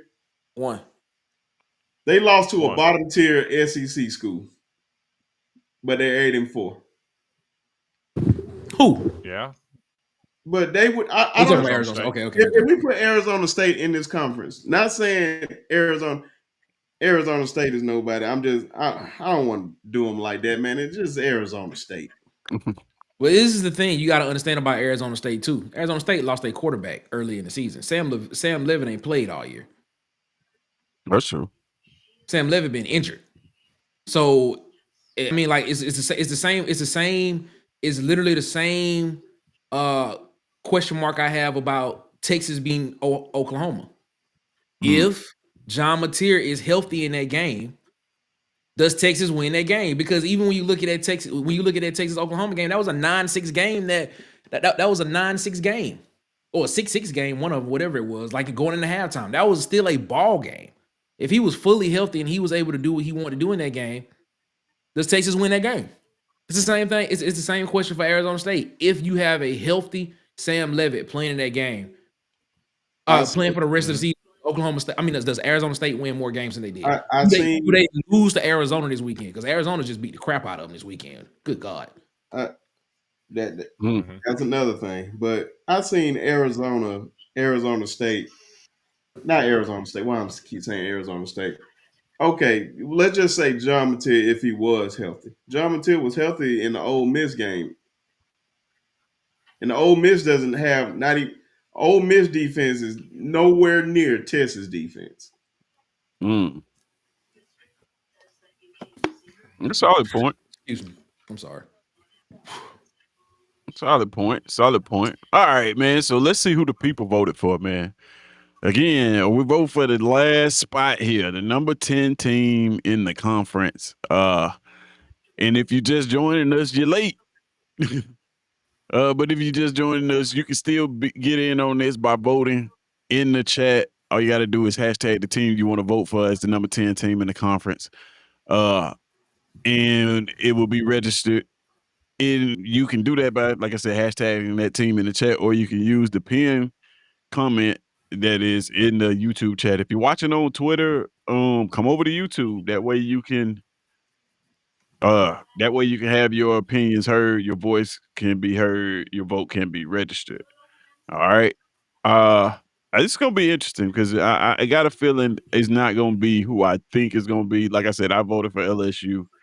LSU kind of seems like an obvious choice to me, but I don't know. You guys are gonna tell me who is your number 10 team in the conference. I'm just giving a couple more seconds for some last minute votes to come in. And if you can't vote because you're not subscribed, all you got to do is subscribe to the channel, and then you can let your voice be heard and vote the chat. All right. All right. And so what I'm gonna do now is go ahead and flip it over. Looks like everybody should have enough time to have voted by now. So I'm gonna go ahead and flip this over, and we're gonna see who you guys voted for as the number 10 team in the conference, relegating all the rest of the teams to the sideline for the remainder of the year till next year. All right. So to the abyss. Let's see what we got here. All right. So right now you got LSU. Of course, there's going to be some more that register in.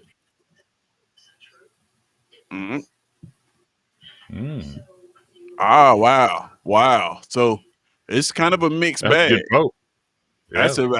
You got LSU Good winning this thing by a hair. slim One margin. vote. Yeah, One vote. slim margin. That is, yeah. I don't know if I expected that one to come through like that. So let's see. Let's go ahead and get. The thing is, all three teams present a compelling argument for that spot. Right. Yeah, they do. They do. They do.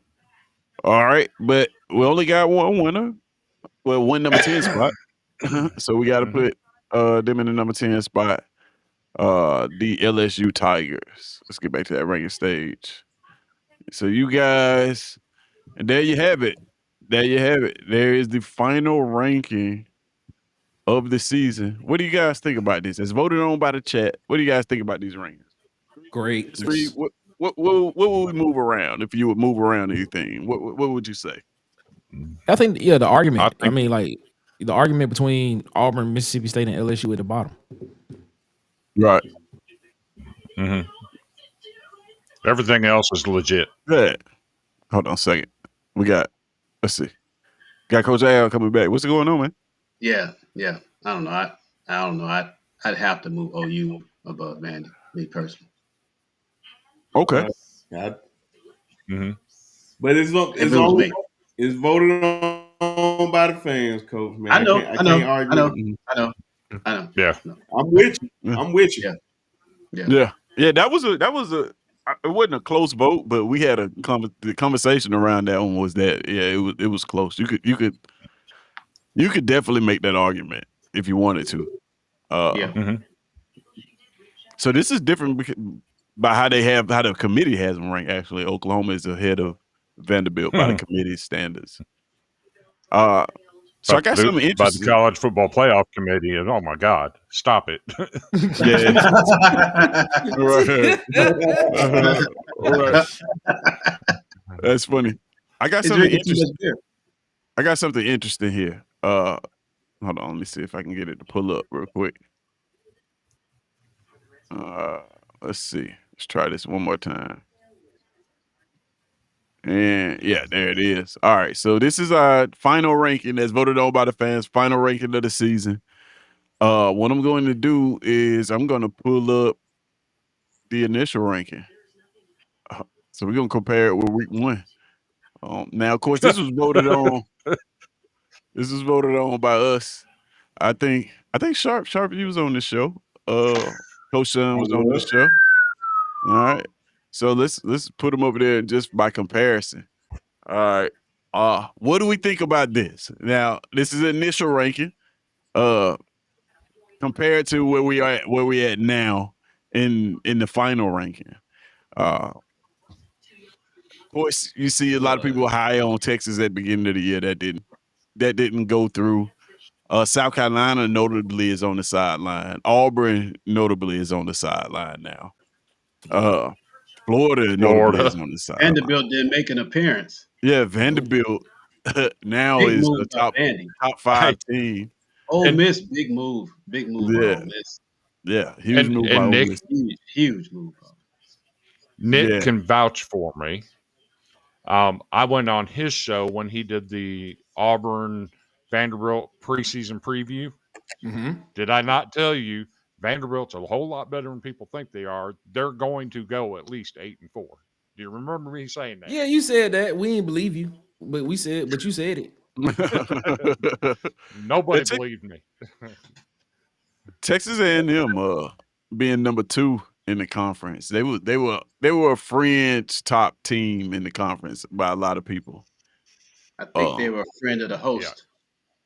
You said they were friends of the host? They were friends of the host of the show.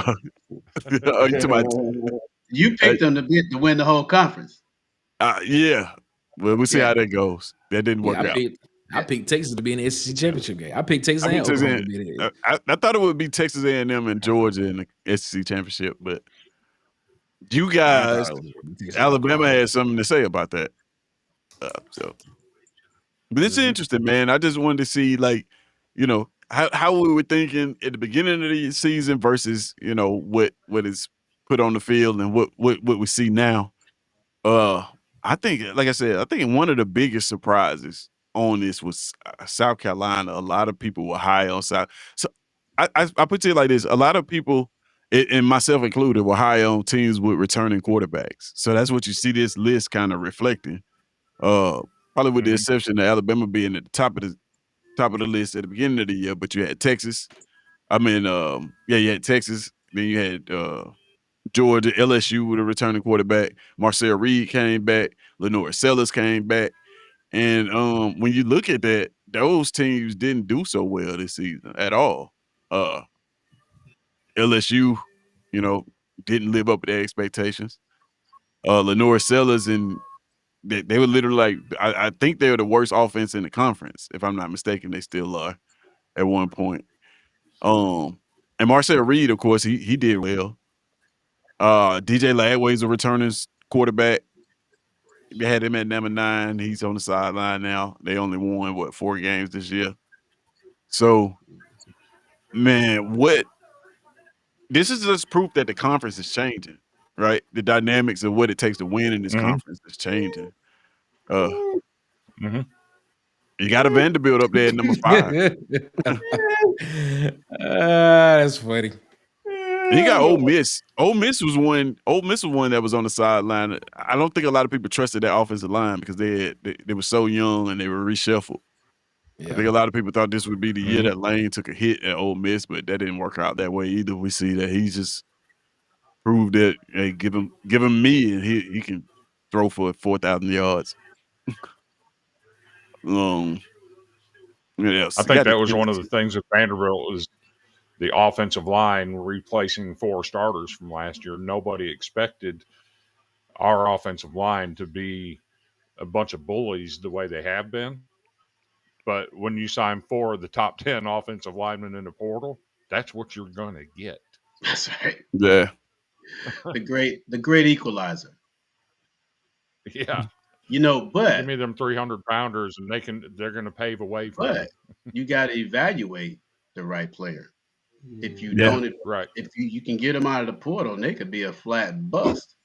That's true. What they hit on was Yes. the great valuation of the players that fit their system. Um, that's the thing I look at what Clark Lee is doing up there, man. He understands what he wants. His coaches, more importantly, understands what they need to get out of their players, and they get their guys.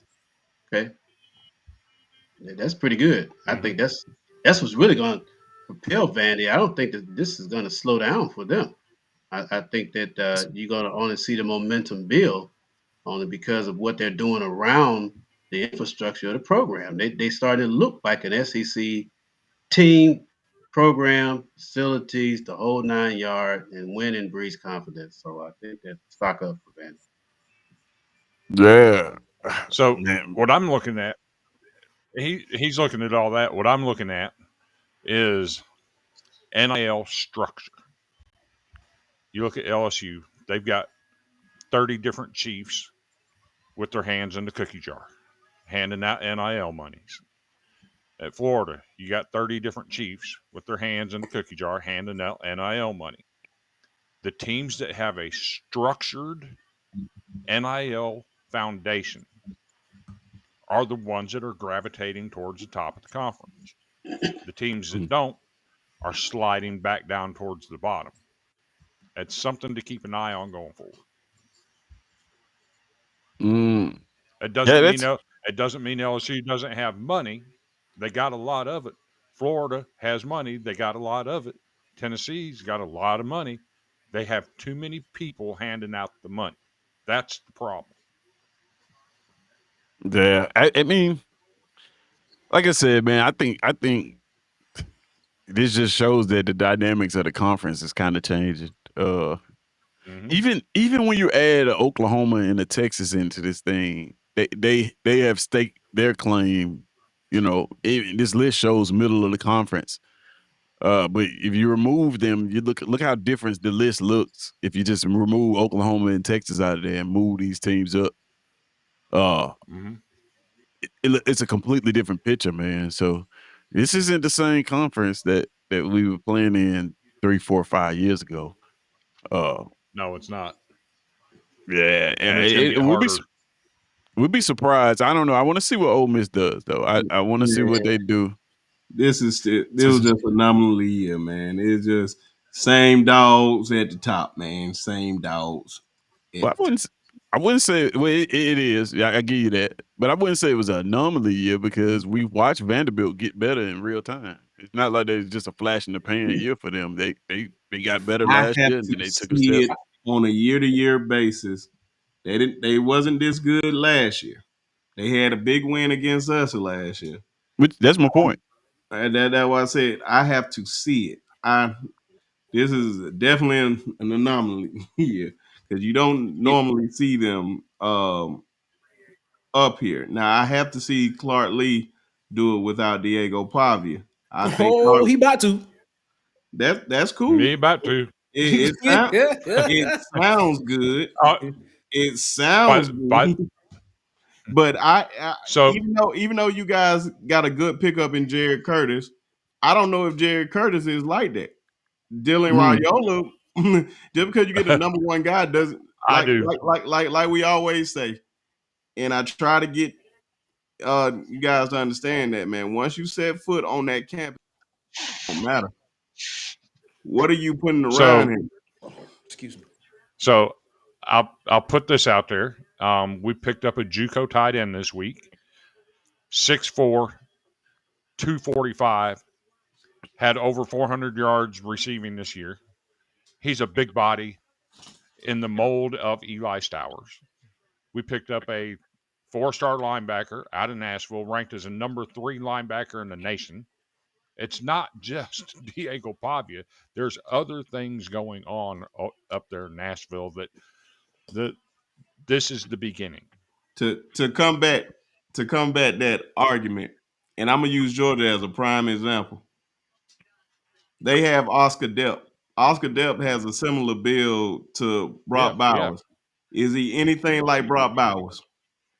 Yeah, you got to go out and you got to prove it. I agree with you. That's the only thing. I like Clark Lee, but this is really his only winning season since he's been in the conference. Understandable, he's been building it, but I have to see it on a consistent basis. So, all right. We did go 7-6 last year and beat the shit out of Georgia Tech in the bowl game. So I got a question. I don't want to get into it because I know it's going to be a whole different. It deserves its own video. But the very thing you just said about Lane Kiffin, I mean about Clark Lee, is how I feel about Lane Kiffin. Yes. I mean, we do not want to have that conversation. I'm just saying. We don't want to have that conversation right now. But Lane has proved over time what type of coach what is he won? What's he proven? He's proven. What has he proven? He's won the same thing as Clark Lee won. Nothing. Bunch of games. That's it. He's shown you that he can get you 9 wins a season. He's got no conference championships. He hasn't won anything. Clark Lee he's been the head coach at 3 different SEC schools. I'm just saying. What's he won? That's cool. But you're comparing Clark Lee to Lane Kiffin. I've seen Lane Kiffin win on a year-to-year basis. I haven't seen Clark Lee do that. Well, okay, let's no, that's not. No, it's not. They actually are the same. Because if you look at Lane Kiffin in his first years at Ole Miss, they were winning 6, 7, 8, 7 games. He just not started winning 10 games like 2 years ago. Like, let's just be real about this. Let's just be real about it.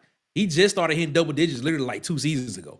Before that, he was building that program up. 7, 8 wins. He was going 8-5. He was going, he would win a 9th game or something here. It wasn't until literally 2 seasons ago he actually hit like 10 games. And last year he hit 10 games. He won the 10th game in a bowl game, as a matter of fact, last year. Let's just be real about it now. Like, what has he done? I tell you what. Hold on 1 second. We're gonna have that conversation real quick because I gotta let these guys get out of here. But while we doing that, all right, while we having that conversation, it was brought to my attention that this was a tie. And this was brought to my attention by Alex Wilder. And it wasn't an Auburn fan, you guys. This is an Alabama fan. So he brought to attention that it was a tie. So we're gonna go ahead and open the polls back up. And you can only vote for LSU or Auburn. We're gonna have a runoff real quick. And we gonna chop it up about this whole Lane Kiffin thing that we're talking about real quick, why this is happening. So let me go ahead and reset this real quick, and then you guys can hashtag whichever team you want to vote for in the chat. And we'll leave it here, so we'll be able to see it. We won't even go back to the other screen. We'll leave it here. You can go ahead and vote for either Auburn or LSU for that number 10 spot because they were tied. We had a runoff. I thought LSU was the number 10 spot. Yeah, it was tied, actually. And then they brought it to my attention that we need to have a runoff. So now you can only vote for either of the two. I thought LSU had 3. Auburn had 3. We just pulled it up. It just showed it. Both of them had 3. Oh, okay. All right. Cool. So go ahead and get your votes in. Remember, you can vote also by going clicking the pin comment that's in the chat and voting that way, which is how I'm gonna vote. I'm gonna go ahead and place my vote here now. So man, looks like a lot of people. Maybe I should just click on this. So go ahead and you guys go ahead and get your votes in. But yeah, like I said, man, one of the things that when I look at Lane Kiffin, I know the mystique. I get it. I've watched him coach and I watched his teams play. But the truth of the matter is, and the reality of it is, he has yet to win just as much as LSU is looking for him to take them to the promised land. He's looking to get there himself. right? This is a coach that's looking to take a team somewhere he hasn't been before as a head coach. It's just that he's the big name, so we kind of, It's a reason why one was sought after like that and the other one wasn't. Yeah, Well, the sought he after was. doesn't make you better. It's a reason. I'm not saying Clark Lee is not a good coach, but he's not on the level of certain guys, man. I'm not putting. I put it like this: if we had to rank coaches in this conference right now, if you, what where would you put Lane right now? It's the reason why I'm asking. Where would I put Lane? Yes, and of all the coaches in the SEC, where would you put Lane? Let's look at the coaches in the SEC. Let me see. I go Kirby. I don't know. That's an interesting question, man. I had to sit down and write it out. It would be skewed. It would be skewed. It would be skewed because you definitely have three new coaches. It won't take you long to get the Lane's name, man. That's my point. So you can take your time all you want. It won't take you long. But Clark Lee's name is probably going to be right there around his name, close to the top. Yeah. So here's the question. So would you? Okay. So let's look at it. Let's look at it. So would you put Lane Kiffin over Steve Sarkisian? Yes. Okay. Would you? But Texas has been to the playoffs. Okay. Would you put Lane Kiffin over Josh Heupel? Yes. Tennessee went to the playoffs. It's interesting. Would you put Lane Kiffin over Kalen DeBoer? No. Okay. Kalen DeBoer has been to the playoffs. Would you put Lane Kiffin over Mike Elko? Yes.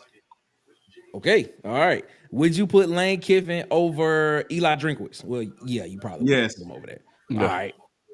Would you put Lane Kiffin over Alex Golish? What you got to go into the new guys now. Do you have to? Oh yeah. Anybody anybody knew he's over.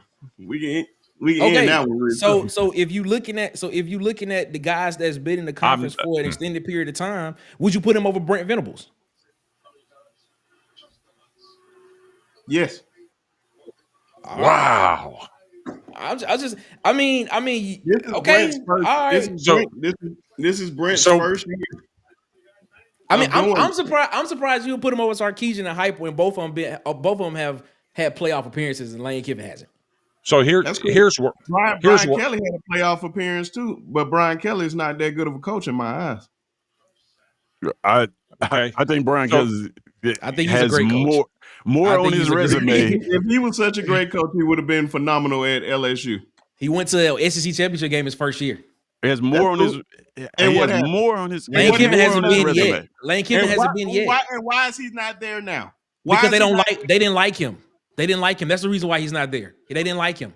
No, so let me ask you this though. Not liking you is because he had a winning record. He had a winning record at the time. He wasn't winning. No, he was winning 9 games a season.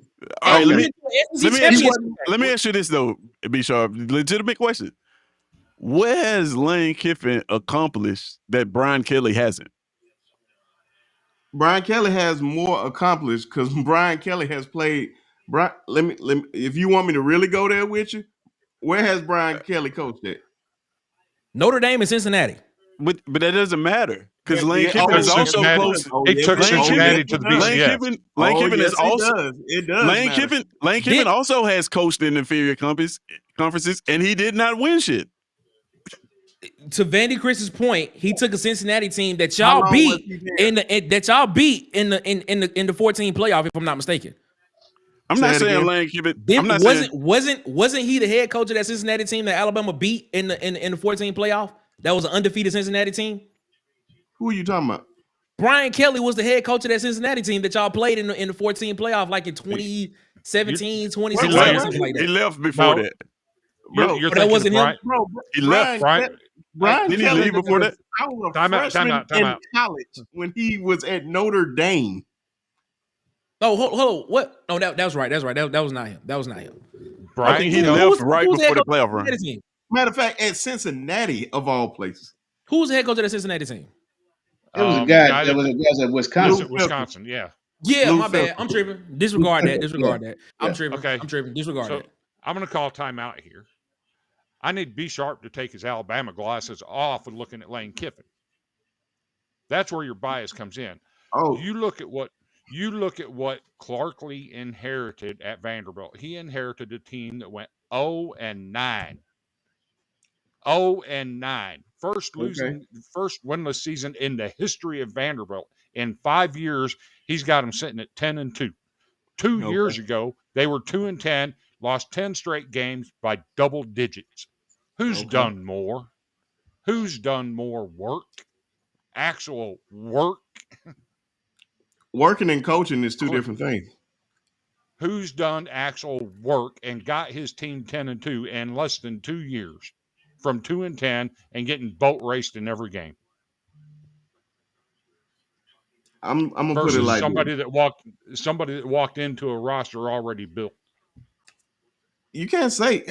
Oh, so you trying to tell me Ole Miss roster? Okay, when Lane got there, who was on the roster? He built Ole Miss from the ground up. I give him that. I was just about to say, tell and me a one lot of player. I just need one player. and a lot of the reason why we give him the credit that we giving him is because he did it at Ole Miss. But I guess my point is The difference is my fault. no. I'm just saying my Excuse point is as a head coach, he doesn't have. He's never won any conference that he's played in, even at inferior levels. So- and then we use that against other coaches. Like we'll say, what conference did Brian Kelly play in? Okay, he didn't play in the conference. He played at Notre Dame. He coached at Notre Dame. But like you can't ignore that Lane Kiffin was at FAU playing which what you would say was a much inferior schedule than what Notre Dame had to work with. And Lane Kiffin didn't win a conference championship there either. So Now, like how it's long like was he there? He did. He actually Now, how long won was it he twice. He He won actually won it Conference twice. USA. you won it twice. So Conference He did. He USA. did. He won the Conference. conference championship twice at Florida Atlantic. And how long Conference was he USA. there? Okay, I How long stand was he corrected. there? Because that I don't know how. and how long I don't know he how was long. there? It's probably like what 3 or 4 years. I don't know. What's it? He wasn't Just He that tell did me. long. 3 years. It Yeah, wasn't Just that 3 long. years. He won it in 2017 and 2019. I was Yeah, gonna keep letting Tez think that he didn't win, but I was just gonna say, man, just I mean, if you know the answer, just say it. no, We no, ain't gotta no. Because like. I Is wanted it? to, It's we not- know because it was a you know- reason why I was doing that. Brian Kelly was at But you could just- Cincinnati for a long time before they started winning, like before they like big time national stage type win. Mhm. That's why I'm like, so only thing I'm saying, man. Only thing I'm saying, I have seen Lane with different quarterbacks, different Okay. teams, and do different things and come out with the same results. I have not seen that with Clark Lee yet. that's fair. This is No, all that's fair. new Yeah, for no, him. no. It's fair. I get that. I get what you're saying. But I got an idea here. All 5 of us, let's rank our personal Well- top 5 coaching hires in the SEC this year. Well, we don't. I don't think we got that much time. I tonight. guarantee. We've been on here for a while. Right. What I'm saying is, I guarantee that Lane Kiffin's not in the top 5 of at least 3 of us. You don't think he's in the top 5 of hiring? In the SEC? And He's a and French. just- He's a French one. He's French for me. I think he's the top 5. But Of I think hiring? I think Clark Yeah. Lee's in there too. Like that's what I'm saying. Is like no, I I'm don't. talking about this year as What- far as What do- coaches hold that on, were let me hired just by ask this different one- teams.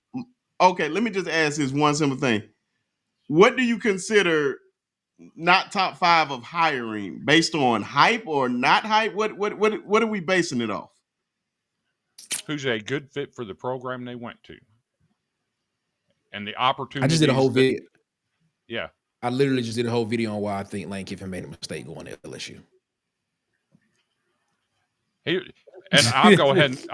And I don't mind telling you my top 5. Alex Golesh at 1, and then you got Will Stein at Kentucky at 2. That's a loser right there, boy. Will sign. I Will. don't know, dog. I don't know, dog. I don't No, know, I'm man. I'm talking about Lane Kiffin. Oh, okay. All right. Well, I got one. I Yeah, got nobody one. said he was a loser, but he hasn't won anything of significance. No, you Go ahead. Okay, wait a minute. Okay, wait a minute. You can't say that either because in the last 10 years, only three teams in the SEC that won the SEC: Georgia, Alabama, and LSU. Oh So, boy, y'all Yeah. keep making my point, bro. Y'all keep making my point. But all right, so, so, let's keep. so you That's a can't whole say different any of conversation, them. Tez. That's a whole You different can't conversation, say Tez. you can't say any of them have won anything. So that kind of levels the playing field out against the also rans. Okay, and even He in has, LSU, and even in he hasn't, LSU, and he even hasn't in even made it to an LSU, SEC championship game either. and even at LSU, that's been a cyclical kind of thing, not any kind of stability. The only two programs that had that kind of winning stability has been Kirby over at Georgia and Nick at Alabama. Keep making my LSU's point, been the folks. French guy because you had Ogeron doing his thing. You had Les Miles doing his thing as far as winning at when you call winning the championships, winning the national championship. But there's only been three teams, and that's probably been more than the last 10 years. So But he's been good enough. But he has been. But there have been teams that have made the playoffs, and he hasn't done that. playoffs, J, playoffs, Josh Hop, Josh. playoffs. If is that not how we judge teams now? Is it not playoff or bust? Well, I mean, it used to well, be bowl since games. we've gone It to used the it 12 used team it format, since we've it, gone to the it 12 used to team, be let me it finish. used to be Since if we've you make a gone, bowl game, you good. well, But now well, is it not since playoffs or bust? since you've gone to the 12 team playoffs, I think the bar is a little lower. To me, Thank you. it's like the old standard for 1,000 yards in the NFL. You went Thank from 12 games to 15 games to now 17 games, and the standard is still 1,000 yards. So are you still a good back just because you get 1,000 yards? Maybe not. You just got more opportunities to get 1,000 yards. Thank you. So just because I think it was tougher to get into the playoffs when there was a 14 playoff because you had to have be damn near undefeated and or win the SEC title outright. And Now and Brian you Kelly can, did that, and Lane Kiffin did not. yeah, well, okay. Brian Kelly Now, did not do that at LSU. He did that at Notre Dame, where their He best he competition, Right. he their still best did it. competition. Out of those All, years that he, all I'm gonna out, say, hold on. Out of them years that he went, look at that schedule and tell me who you're gonna tell me USC, who has not been the same since Reggie Bush and them left. Who you gonna tell me Michigan when Jim Harbaugh was just building the culture? Who else you want me to bring up? well, Well, Navy. but that's the thing about it though. Like that's my Come only on, man. argument Let's about be this for real now. is you're right. You got Lane, you got Brian Kelly up there. Listen, this is one hell of a resume. You can say what you want about the guy. This is I can whoever have a you're nice playing resume against. too. well, hey That's Tez, fine. hey Tez, if I But was coaching at Notre Dame, I would have a hell of a resume because of Thank who they play. you. but That's why but Marcus but, Freeman is doing great. but here's what I'm saying. Here's what I'm saying. Why don't they get in the conference? Let me see what they do then. Here's what I'm saying. Bingo. Here's what I'm saying. I want you to look at what Lane Kiffin has done in other conferences outside of this stretch at LSU. The only conference where he's done anything of note, maybe that one little stretch of games he had at USC, and then at FAU, and you can't tell me that they play any competition at FAU, especially if you're gonna tell me that Notre Dame hadn't played anybody. But I wasn't claiming that. They No, were. I no, was that was my whole point of bringing this up. Is like what we give Lane Kiffin, the notoriety we give Lane Kiffin is because we like what he puts on the field. We think that that's going to work. It's not because he's actually done anything. That's all I'm saying. It's perception is reality, and the perception of Perception, Lane yeah, Kiffin is I'm he's an offensive guru and he's that's true. won and it's going to let, work. let But when you look at the reality of it, he hasn't. He has a resume that's just like any other coach that we wouldn't elevate like that. That's let all me Well, I'm ask I, saying. hold on, hold on, let me get I this. think you can paint that brush with Sark too. It's just that Yeah. Sark had a little bit more to work with at Texas than Lane did at Ole Miss. I, I I mean, would he had a better roster content than Lane ever had at Ole Miss.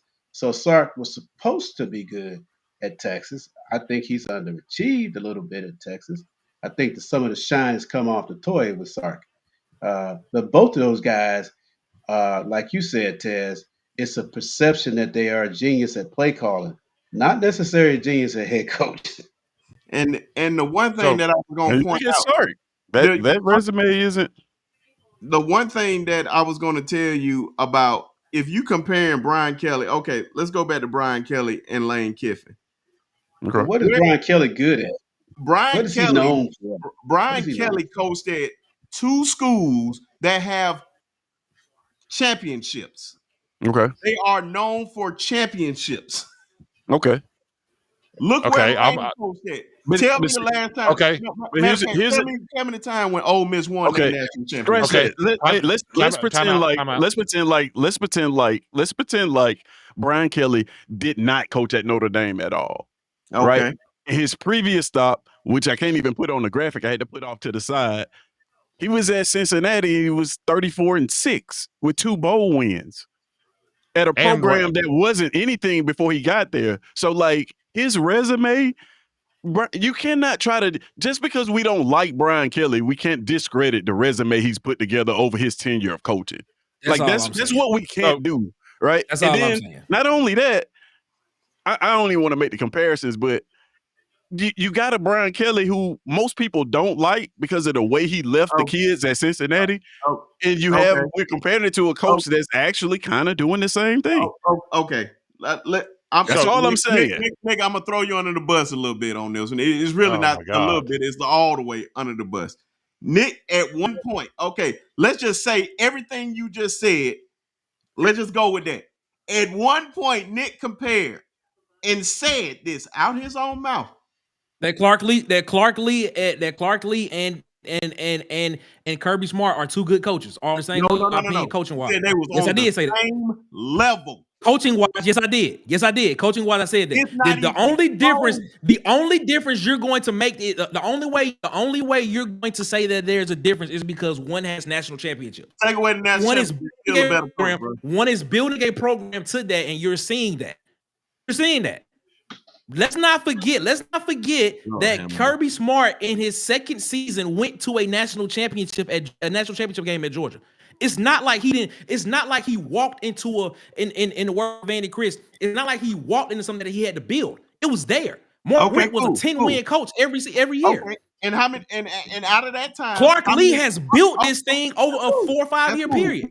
Coaching wise, I got them on the same level. I'm not talking about accolades. We talking about strictly coaching. Everything that you saying, he walked into a gold mine. How many national championship appearances and SEC championships out of that whole time of Mark Richt did he have? Out of his whole time at Georgia? If I'm not mistaken, didn't Mark Richt go like the 3 or 4 or 5 SEC championship games? SEC championship. Was he in the SEC championship game a lot? Listen carefully. How many SEC championship wins do Mark Richt has? How many national championships? Tell me. He has 1. I don't know. Tell me how many he has. I know he has no national. I know he has no national championships, but he has SEC championships. 0 national championships. So how is that a gold mine? He was winning 10 games a season. You can't sit here and tell me that's not talent on the roster if you're not winning 10 games a season. He was a perennial 9-10 win coach. Every year. How is that not talent on the roster? Kirby Smart walked in there and won 8 games his first season. The next year he went to a national championship game. And it has been like that ever since. I wonder why. How is that not talent on the roster? Come on, B-Sharp. Come on. So you tell me, it is like either. So you telling me one coach can and another coach can't?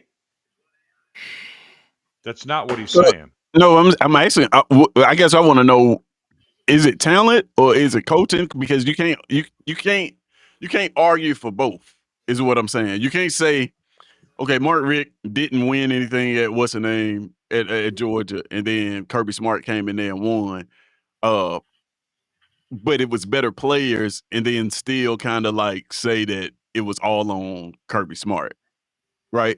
Like the more you make the case for Mark Richt not winning anything with that roster, the more you bring down actually Kirby Smart. So that you get what I'm saying? It's like a seesaw effect. When the guy didn't win anything there. If you have the players there, that means Lane you. hasn't Whoa, won a whoa, whoa, damn whoa, But whoa, you thing. said, whoa, whoa, but whoa, you're saying he whoa, walked into. You hold saying on he a second. walked into an empty cupboard. Hold on a Essentially, second. Hold on a second. Hold on a second. Okay. It's like this. I don't know how many of you guys play golf, but I do. there's a I'm guy named horrible Lee at it. Trevino. There's a guy named Lee Trevino says he says not the arrow, it's the Indians shooting the arrow. Mm, Interesting. Okay. I And like I'm gonna that. tell you, I live in Atlanta. I watch Mark Rick. The guys show that I got off tonight, they all diehard Georgia fans. Okay.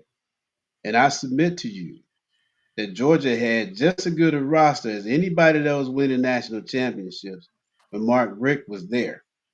Mark Rick just couldn't get over the hump. He didn't have that dog in him. Kirby got that dog in him, and he brought those staffs, the same guys that were playing. Garrison Hurst, Todd Hurley, all those guys played under Mark Rick. Okay, Mhm. and they were hell of a pros. All them dudes, they were monsters. Kirby came in there and put Nick Saban's system in there on defense and played some good enough offense with the same players. He was recruiting Mark Rick and Georgia was recruiting top 5 recruiting talent every single year when Mhm. he was there. He just couldn't get the job done. I guarantee you, if you gave Nick Saban Mark Rick's roster, he would have been winning national championships. It's just that Mark Rick was a subpar coach. He was a B player. Kirby's an A player. Okay, I'm not trying to say who's the best coach because that's all kind of a relative situation. Hell, they're That's all my great point. That's coaches. what I was trying They're to say. all great coaches because they're SEC coaches. You can't be chopped liver in the SEC. I don't care where you are. If you're at Kentucky or you're at what was Vandy, well, Vandy is a different kind of thing. I would say Right. this since Clark Lee's been there. Because I know I used to take a bunch of kids to camp up there with Franklin, because what's the guy name? The receiver that had all the records. His Jordan dad and I Matthews. went. Jordan Matthews. I've been knowing Yep. Jordan since he was like 2 years old because his dad and I went to college together. I used to see Jordan. You know, they were okay competitive with Franklin a little bit because he kind of brought Vandy out of that deal where, okay, first 3 or 4 games, Vandy's gonna play you tough because all their players are healthy. Mid-season, they don't have the depth. They wear down over time. You beat them in the ground. But you catch Vandy first 2 weeks of the season, 10, 15 years ago, they're going to play you tough. That's not Clark Lee's team. They are built to win in the SEC now. So I Right. would submit to you that if you get a job in the SEC, you can coach. You may not be a championship level coach, but you can coach. Right. So on the whole, It's tears. So to say that this argument here is pointless about is Lane a good coach? Is he better? Is he top 5? This is pointless. We can talk to it blue in the face because everybody has an opinion about who this guy is versus that. It's style. It's just like who's the best boxer? Who's the greatest of all time? Is it Muhammad Ali or is it Mike Tyson? You know, potatoes, potato. Okay, you can say what the standard is. Oh, he wins national championships. Oh, he wins that. Okay, all right, cool. If you want to do that, he may just not have the right infrastructure to get to that level because talent wins games. Okay, so I don't know, man. I mean, all you so guys making valid coaches points, okay, but it's pointless. mhm. Where is it going to go? So what? You make your point. Lane Lane's the best coach. Pointless. Yeah, What's yeah, up? yeah. So Pointless. yeah. I I just like I'm just pushing that's back me. on Hey, this. hey, Nick, I never met you, but that's who I am. No, I feel you. I I just feel you. Yeah. I like it. I like I it. just I like pushing back on this Lane Kiffin narrative because Tez, if you don't Yeah, mind, because can he's you the, pull he's up he's the hottest punching bag there is. Knock the crap out of him. Have at it. right? At the If end of the Tez day, wouldn't what do you mind doing gain? it, Yeah, that's fair. yeah. Pull up Lane's resume again. But I I guarantee want to you, point. he gonna win I at want to point LSU. something out. I want to point Guarantee something you out. that. I'm not so sure he's going to Okay, all right.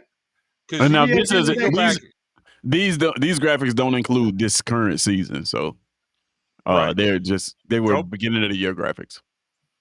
go back to 2010. This man was handed the keys to a Maserati, and he got left standing on a tarmac because he ran the program off in the ditch. Come on. USC at that point wasn't no Maserati. Now Pete Carroll had players. Pete Carroll that was still wasn't no recruiting. Maserati and no Pete Carroll, 2002. USC was still in their prime at that time. They were still in their prime. They were, but USC they were still in they were still prime. championship They were game. still prime USC. Let's not act like it. Let's not. They were still running the Pac-10 at that time. Everybody was still staying up to watch the West Coast Pac-10 after dark to watch Nobody USC. was watching USC Yes, like they were. after Reggie Bush Yes, and them they were gone. were. Okay. All right. Okay, I they was. Tell me who played after them. Tell me who played after them. The reason why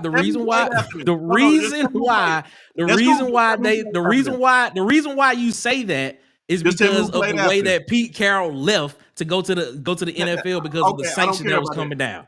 That's the only reason why. Tell me who played. Tell me who you were watching late at night. Why do we have to? Why we got to tell you certain players that were playing? Why? Because you saying folks stayed up was was Dwayne Jarrett not on that team? Was Dwayne Jarrett not on the team? He was an NFL receiver. Was he not on that team? Bro, come on. Was he not on that team? You stayed up. I'm just asking the question. I'm asking the question. You asked me to name a player. I named you one. You asked me to name a player. I named you one. Was he not an NFL receiver? You stayed up just to watch Dwayne Jarrett. Who was not watching USC play at that time? Pac-10 was still. Who was not watching the Pac-10 at that time? Stop just saying you just stayed up to watch Dwayne Jarrett, bro. Come on, okay, bro. Man. Let's be real. You asked me to name a player. I gave you one. You asked me to name a player. I named you one. I ain't never heard a man. I promise I can go through 100 guys, and I ain't never heard nobody say I stayed up to watch Dwayne Jarrett catch the football. You asked me to name a player, and I named you one. Shout out to Dwayne Jarrett. I don't mean no disrespect if this ever make it to you. I love Dwayne Jarrett. Steve Smith, all those boys, Lindell White, Reggie Bush, all those guys. I know that sounds very disrespectful. Back of my hand. But Dwayne ain't no man. That's almost just like, man. It sounds very disrespectful. That's almost like hold on. That's almost like them trying to call in, Ja Rule calling in to talk about the Hurricane Katrina. Man, nobody don't care about hearing about no Ja Rule in no time like this. Okay. Oh, you weren't staying up to watch no Dwayne Jarrett, bro. Come on, bro. Be for real. You asked me to name a player, and I named one. I would go for that. I'm gonna make sure I bring this up in later arguments, man. Okay. So look it. All right. So now, keep that post up right there, Tim. All right. You go all the way back to 2007. Lane Kiffin was what, about 32 years old? Yeah, something like that. He was the youngest NFL head coach at the time, and Al Davis took a flyer on him because he was sort of called this boy genius kind of guy, this brilliant play caller because of the shine he got with Pete Carroll, because he had all the toys at SC, and he had Sark on his staff. Okay, so here's the deal. Okay, you're only as good as your staff. Okay, I don't care how freaking brilliant you are.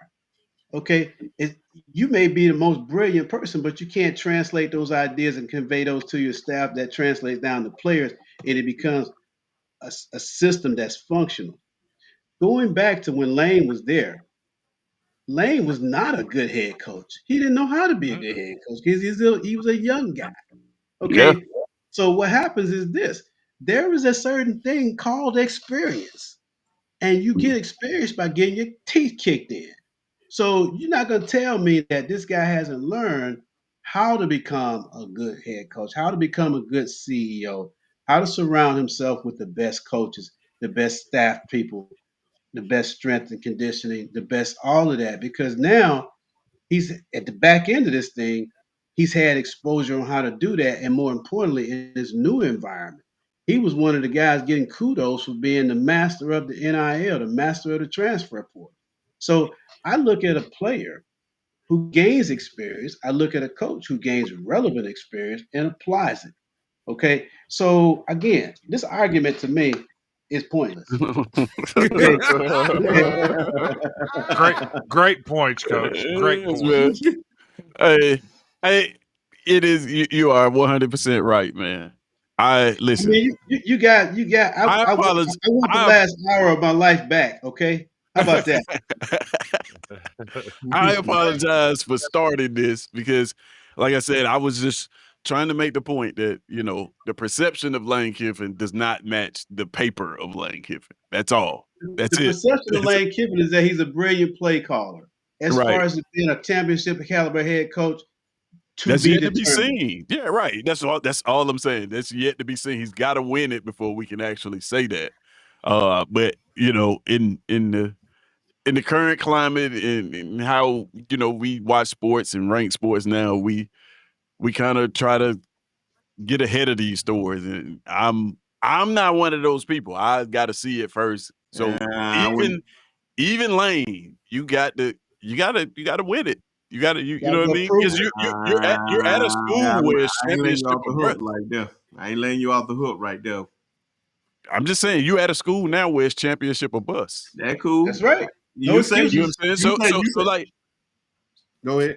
say again. No, I'm just saying. So like the expectations are the expectations now. No longer is it put your feet up and people are gonna give you this, oh, it's Ole Miss, or oh, it's this, or oh, it's that. You don't have the benefit of that anymore. Like you have to go out there and win championships. I ain't That's never argued that's that. what they expect. I ain't never argued it, and that's my point. I'm on that side heavily than you. Yeah, no, I'm just saying until he wins it, But the thing it is what it is. But the thing I'm arguing against you is just how much you have to see it to believe it. I tried to tell you this with Hugh Freeze, but you didn't listen to me. But you still believe in Hugh Freeze. Who believed in Hugh Freeze? You asked me. You woke Nick up. That's listen, why I was like, I Hold don't on. know about that dog. I remember that conversation, and you asked me, and Danielle was on there too, and y'all asked me. And ironically, the conversation was about Dion.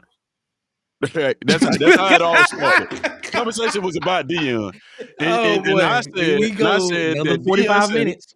I said that Deion Sanders wasn't an experienced coach. And y'all first question was, well, what about Hugh Freeze? I said, well, he's got SEC experience. And y'all argued against that. I don't remember this argument now. It's on your channel. You can go back. Remember that part. You can go back and look at it. I just said he's not. And one thing I love Coach Al. One thing I will argue against, in which I know I heard a lot of people again. Just because you get these jobs don't mean you coach. Okay. I'm just gonna be honest. I don't care if it's an SEC job. It's a bunch of dumb people hiring dumb people. That's fine. Listen. That sounds great. But here's what my argument is always going to be on what's on paper. I don't care about what you perceive these coaches to be. I don't. That doesn't. I don't move like that. What have you actually done? And when you look at what you've actually done, and that was my argument to you. Okay. That was my argument to you. So now look at his coaching history. Now let's look at Lane Kiffin's coaching history. Now I'm not comparing saying that these coaches are the same or even in the same realm as each other. But when you sit there and you say that, oh, Hugh Freeze hadn't done anything, but you anoint Lane Kiffin as if he has, this is where I have pushback, because in Hugh Freeze's coaching history, no matter what you say about him, what do you see? Bowl win, 9 games, 10 games, 8 games, bowl win. That's all I'm saying is on paper. Only thing I try to tell you, man. This man's claim to fame. This man's claim to fame, and I will believe that Auburn is living under these allegations forever. The only reason this man was hired is because this man beat Alabama twice. That is his claim to fame. You know what? I'm glad you said that. Hold on. The man ain't never produced a 1,000-yard receiver at Ole Miss, and he had all those weapons. And what does that mean? Like what does it matter? Hold on. This is why it matters. I don't think Mike Leach had a 1,000-yard receiver. That doesn't make him not good offensive line. Hold on. This is the only reason I'm saying why it matters. You can't reduce that. Go ahead. What is his specialty? What is Mike Leach's specialty? He's exactly my point. Exactly. It's all. Bro, you can't reduce. No. Just answer this. How are you an offensive genius and you can't even produce a 1,000-yard receiver? Be sharp. Be sharp. Let me ask Bro, you. you can't reduce these arguments down to that, bro. Tell me an offensive genius, anybody in the history of football, you say they're offensive genius, and they can't even produce a 1,000-yard runner or a 1,000-yard receiver. He's produced a 1,000-yard runner. What are you talking? No, I'm just saying. You saying. Stop it, man. Stop it. Listen, hold on. This is what we can't do. We cannot reduce a coach's coaching prowess to whether they had a 1,000-yard receiver or not. No, I'm saying he hasn't done anything. You cannot do that. You cannot do that, bro. That is the most. Put the bowl games back up there. The baby back bowl, the beef it up bowl. I tell you what. Let me put Lanes back up there. Come on, bro. You don't even have his bowl games up there. You have the natural light bowl, the Coors Light bowl. Come on, bro. Be for real. Nobody's gonna remember these things. Only thing they remember Hugh Freeze about. Tell me if somebody ask me about Hugh Freeze and tell me what he has done. That's what he beat Alabama 2 times. Be sharp. Let me tell you something right quick. I'm glad you're on here. I'm glad you said that. In all my life of sitting here talking about Hugh Freeze and him being at Auburn, I've never had a conversation with an Auburn fan where they mentioned anything about him beating Alabama. The only time I hear that is from y'all. Y'all are the only ones that bring that up. So he beat Alabama twice. That's the only time I ever hear that. Okay, it just is. And what if he had beat Georgia twice? You wouldn't even say anything about that. It's just because he beat y'all twice. And I get it. It's a sore spot. But at the same time, up anything else. That's my point. You can't. I'm not. I didn't bring it up. You did. That's the point. You brought it up. He's a good coach. You telling me he's a good coach? You brought it up. You telling me he's a good coach? I didn't say he was a good coach. I said he had SEC experience. Now you just making up stuff. I said he had SEC experience. That's all I said. You went on this whole tangent about Hugh Freeze because you don't like him because he beat Alabama twice. And you brought all of this up. All I said was the man had SEC experience. And he's won. What's happening? I figured out what's going on here. It's pointless. He don't believe in Clark Lee. He don't believe in Clark Lee. He don't like Hugh Freeze. I see a trend here. Both of these coaches beat Alabama. Point on your body, be sharp. Be sharp. Point on your body where Clark Lee and Hugh Freeze hurt you. They haven't. Oh man! You just telling you. Okay. Listen, I don't even know why. I don't even know how we got here. We are well. Okay, I don't want to hear nobody's a bad coach. Hold on, nobody's a bad coach. They coach in the SEC. I want to keep this same argument. Just because they coach in the league, that means they're not a bad coach. Bro, because they play in the league doesn't mean they're a bad player. This is what you do. This is what you do, Brisky. That doesn't make them a bad. This is what you do, Brisky. You take these nuanced arguments and you try to reduce them down to yes or no questions. And you can't do that with football. It's not how it works. No, I'm not doing that. I'm just saying, it's not how it works, bro. It's not how it works. Only thing I'm saying, bro, you can't tell me what makes this man a great coach. You tried to tell me that this man was. I didn't say he was a great coach. No. I told you what I said. Hold on. The only reason you said, hold on. I just want you to answer this. Did you at one point say this man was a better coach than Kellen DeBoer? Yes or no? I said he was a more in the SEC. Yeah, absolutely. I did say that.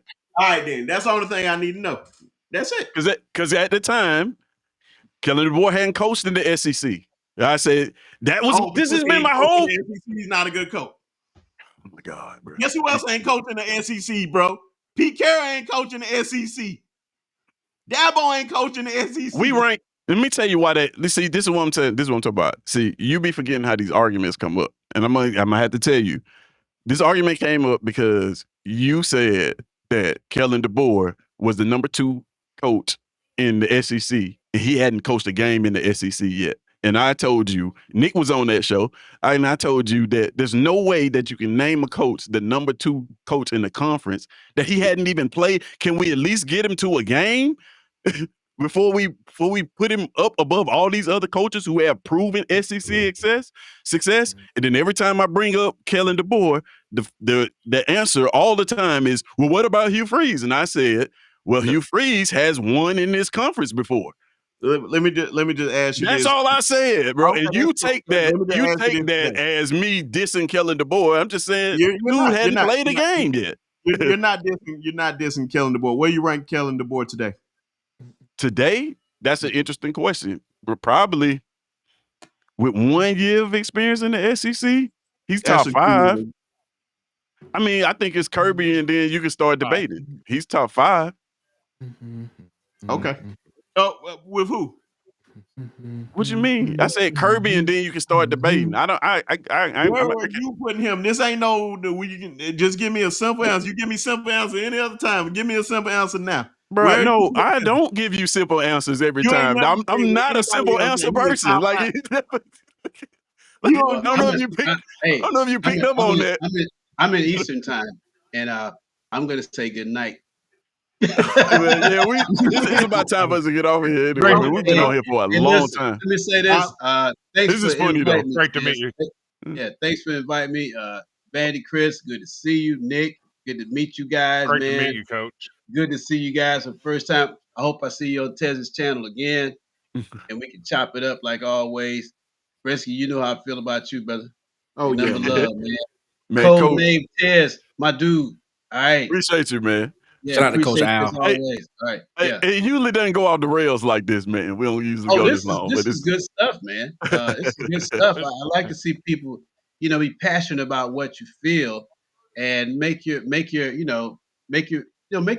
felt. Because sometimes, man, perspective is a funny thing when it's yours. Yeah. Okay. Right. Until it's not yours. I like that. I like that. I love that. Well, I'm the OG, Nick. That's who I am. So That's what I'm talking about. That's what I'm talking about. All right, fellas, y'all be good. All right, We'll now. catch you next time. All right. See you All right, tomorrow. man. Appreciate it. All right. All right, man. We about to get ready to start. We gonna follow Coach Al's lead and get ready to start wrapping this thing up, man. Because we've been on here going on 3 hours now. 3 hours. Which is wild. We've ranked the teams, and now we got a whole different discussion going on. Listen, We had 2 shows. I tell you what. Since this is such a hot topic, I will put together a show and we will rank them. We'll get the fan. We'll see what the people say. We'll get some polls going. We'll see if y'all in the chat, y'all want to vote on this conversation, because I know it's tough to be in the conversation when you're not up here. If you want to vote in the chat, just make sure you let me know that you would like to see that episode, and we'll rank these coaches. That's a great idea. That's a great idea. We'll rank these coaches. I don't know if we'll do that after the playoffs. Maybe it'll be a little bit better, but we'll rank these coaches and get into that conversation, man. That's a great idea, man. But this has been a fun one, man. I appreciate all you guys for coming up. Let's see here. So yeah, before I forget, we did have to put Auburn up there because Auburn actually won the runoff, which is weird. Hey, I don't. Wow, Auburn beat LSU. Okay. I don't make the rules, but Man, you got fandom in here. Stop it. Yeah, we got 4 votes for. I mean, I voted for LSU, so I don't know what. I did too. I voted for LSU too. I did. Well, LSU was my vote. Well, so I don't know what that's we about. We can't vote, man. It don't count. Well, somebody just voted again. Somebody literally just voted for Auburn. Which is fandom. That ain't nothing but fandom right there, boy. Did you vote? I voted for Auburn. Vote. We on I'm not a fan. I'm not an Auburn fan. I voted for We all Auburn. been voting this whole time. Everybody else been voting. I thought we saying we letting the fans vote. How can we let the fans vote? We vote because we fans too. What we not doing is just letting one person pick the team. So like it's still a vote. I got you. But yeah, man. So we gonna get ready to get up out of here. Listen, next weekend. I mean, not next weekend. Next Tuesday, you guys. I want y'all to make sure you tune in next Tuesday around the same time. I promise it won't be 3 hours long.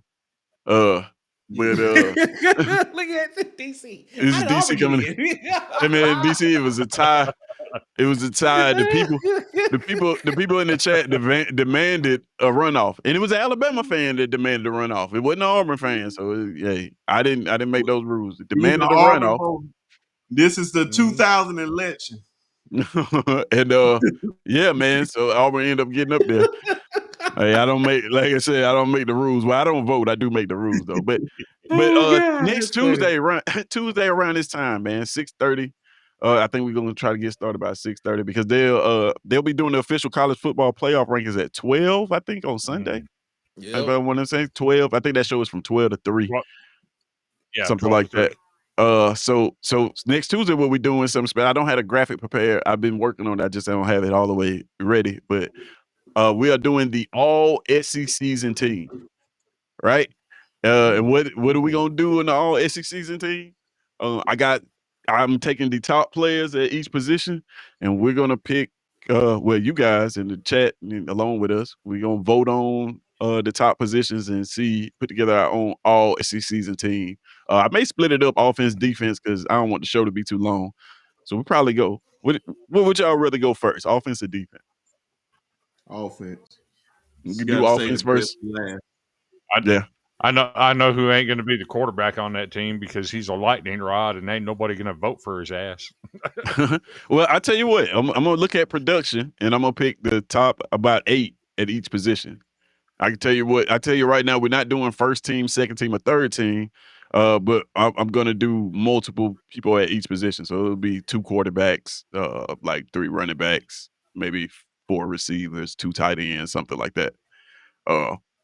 But yeah, I'm gonna make sure I got to do some research to get the top performing people at those positions and put them on there. But we're gonna pick our all SEC season team because we don't know what the SEC gonna do, right? When they pick out their ratings. So we'll see. We'll see what the people say. That should be a fun one, man. Look for the graphics for that one coming out soon. But as we always do about the time, man, we get ready to get out of here. We got to play the outro. This has been a fun one, and let's get to it. All right, so before we continue, guys, I want to go ahead and give a shout out to he was on here. He had to leave early, man. DC, he's back in the chat now. He's laughing at Auburn being up there. He said, "Yeah, he said they lied about him playing golf." He said he lied. You said he had a bad back. He couldn't golf. That's what he said on the interview. I don't know about that. A lot of people seen him there. A lot of people seen him there. But this was a fun one, man. So make sure you go follow Auburn Addicts TV. He's in the chat. You can click his link in the chat and go straight there. Follow him for some good Auburn content. Then my guy Coach Al at the No. Let's see. What is this? What do you know? Coach Al's official channel name, Brisk? Negative free zone. The Negative Free Zone. Is it just negative at the Negative Free Zone? Yeah. So yeah, follow him at the Negative Free Zone. Shout out to Coach Al for stopping through, and then I'm gonna let these guys that's on the panel go ahead and tell you where you can find them. Got my guy Nick Fraser here, man. Let the people know how to reach you. Yeah, Water Cooler Talk Sports, man. We are on our way to 1,000 subscribers. Trying to hit 1,000 subscribers before the end of 2025. So please come over to the Water Cooler Talk, hit the subscribe button, like, comment, share. We're putting out videos every day, and then we're going live Monday, Wednesday, Friday. So yeah, man, come check us out, man. We talk SEC football, Auburn football, college football, man. We appreciate y'all so much, man. Shout out to Tez for allowing us to come over here. Shout out to Vandy Chris. Shout out to B Sharp. Shout out to the DC Wolf. Shout out to Coach Al. Shout out to everybody, man. We appreciate y'all so much, man. All right, yeah. Make sure you go over there and check Nick out at Water Cooler Talk Sports. Vandy Chris, let the people know what you got going on. So you can catch me on the Golden Broom podcast. We air Tuesday nights at 8:30. We did not have a show tonight because my co-host left his charger for his laptop at work instead of bringing it home. So we're going to go live tomorrow night instead. We will be ranking the Power 4 coaching hires. Stay tuned for that because that's going to be interesting. There may be some surprises where people are ranked. On Sunday evenings at 6:30 p.m., you can find me doing the Spot the Ball podcast covering high school football in the state of Tennessee. New project I started this year, having a great time doing it. Got to interview say his name right. Kay Anderson is going to Tennessee next year. 4-star wide receiver out of Greenville. Just interviewed him last week. Got some good stuff going on over there. You can follow me on Twitter at Bandybackers. Got a good thing going on over at College Football Backers. Writing some articles for them. Check us out. Appreciate you. Yeah, all right. And then my guy, be sharp. Let the people know where to find you at, man. And let me get that big crit vinyl. You ain't using it. No, man. You straight.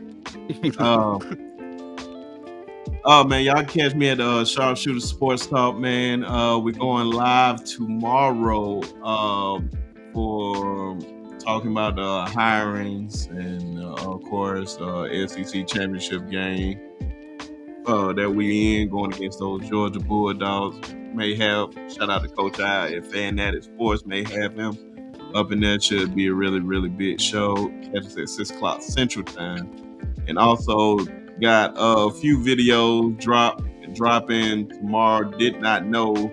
Little fun fact: I did not know me and Nick had the same Lane Kiffin on our videos, but he had a come on, man. first. Don't even matter. It's the same Lane Kiffin, and I was like, I don't know where I seen this Lane Kiffin from. There's probably only one real Lane Kiffin graphic with him in LSU clothes, so I can see how that happened. The thumbnails are different, but it's the same Lane Kiffin picture. And I was like, I've seen this before. And then while we were doing the show, I was like, I'm going to personally mention this at the end. So catch that at 2 o'clock, man. Catch that at 2 o'clock. Me, Coach Al, and Coach Carl talking about the hiring of Lane Kiffin. Is going to regret his regret going to LSU. See what we say in the video, but got some more videos after that. Alice Golish and John Summerall coming too. So check us out. And on the road to 1,500. So check us out. That's what's up, man. Already. So and one more thing. And I'm sorry. One more thing, because I shout out to Vandy Chris, shout out to Nick, shout out to you. But I didn't get to be on here and say this to y'all. Not 1, not 2. Not 3, not 4, not 5, but 6 in a row against y'all. Roll Tide, Michael Jordan style. You've been waiting to do that for a long time, huh? I promise you, a long time. I understand. I'm not afraid to admit it either. All right, man. So make sure you go follow these guys' channel. Don't just follow, though. Go check out the content, man. They all got good content coming out. Check out the future content. Check out the old content. And man, like I said, always a pleasure to have you guys. If you're in the chat, always a pleasure to have y'all viewing. If you just now joining us, if you watching on Twitter and you want to get in on something like this, come on over to YouTube, subscribe to the channel. That way you can let your voice heard. You're not gonna want to miss next week as we vote for the all SECZN team. And again, you guys, this is SECZN, trying to become the most interactive SEC experience on the planet. And it's our quest to do that. Appreciate you guys, man. I'm Tez. I think I said that already. And this is SECZN, and this is the part where we play the credits. And we out.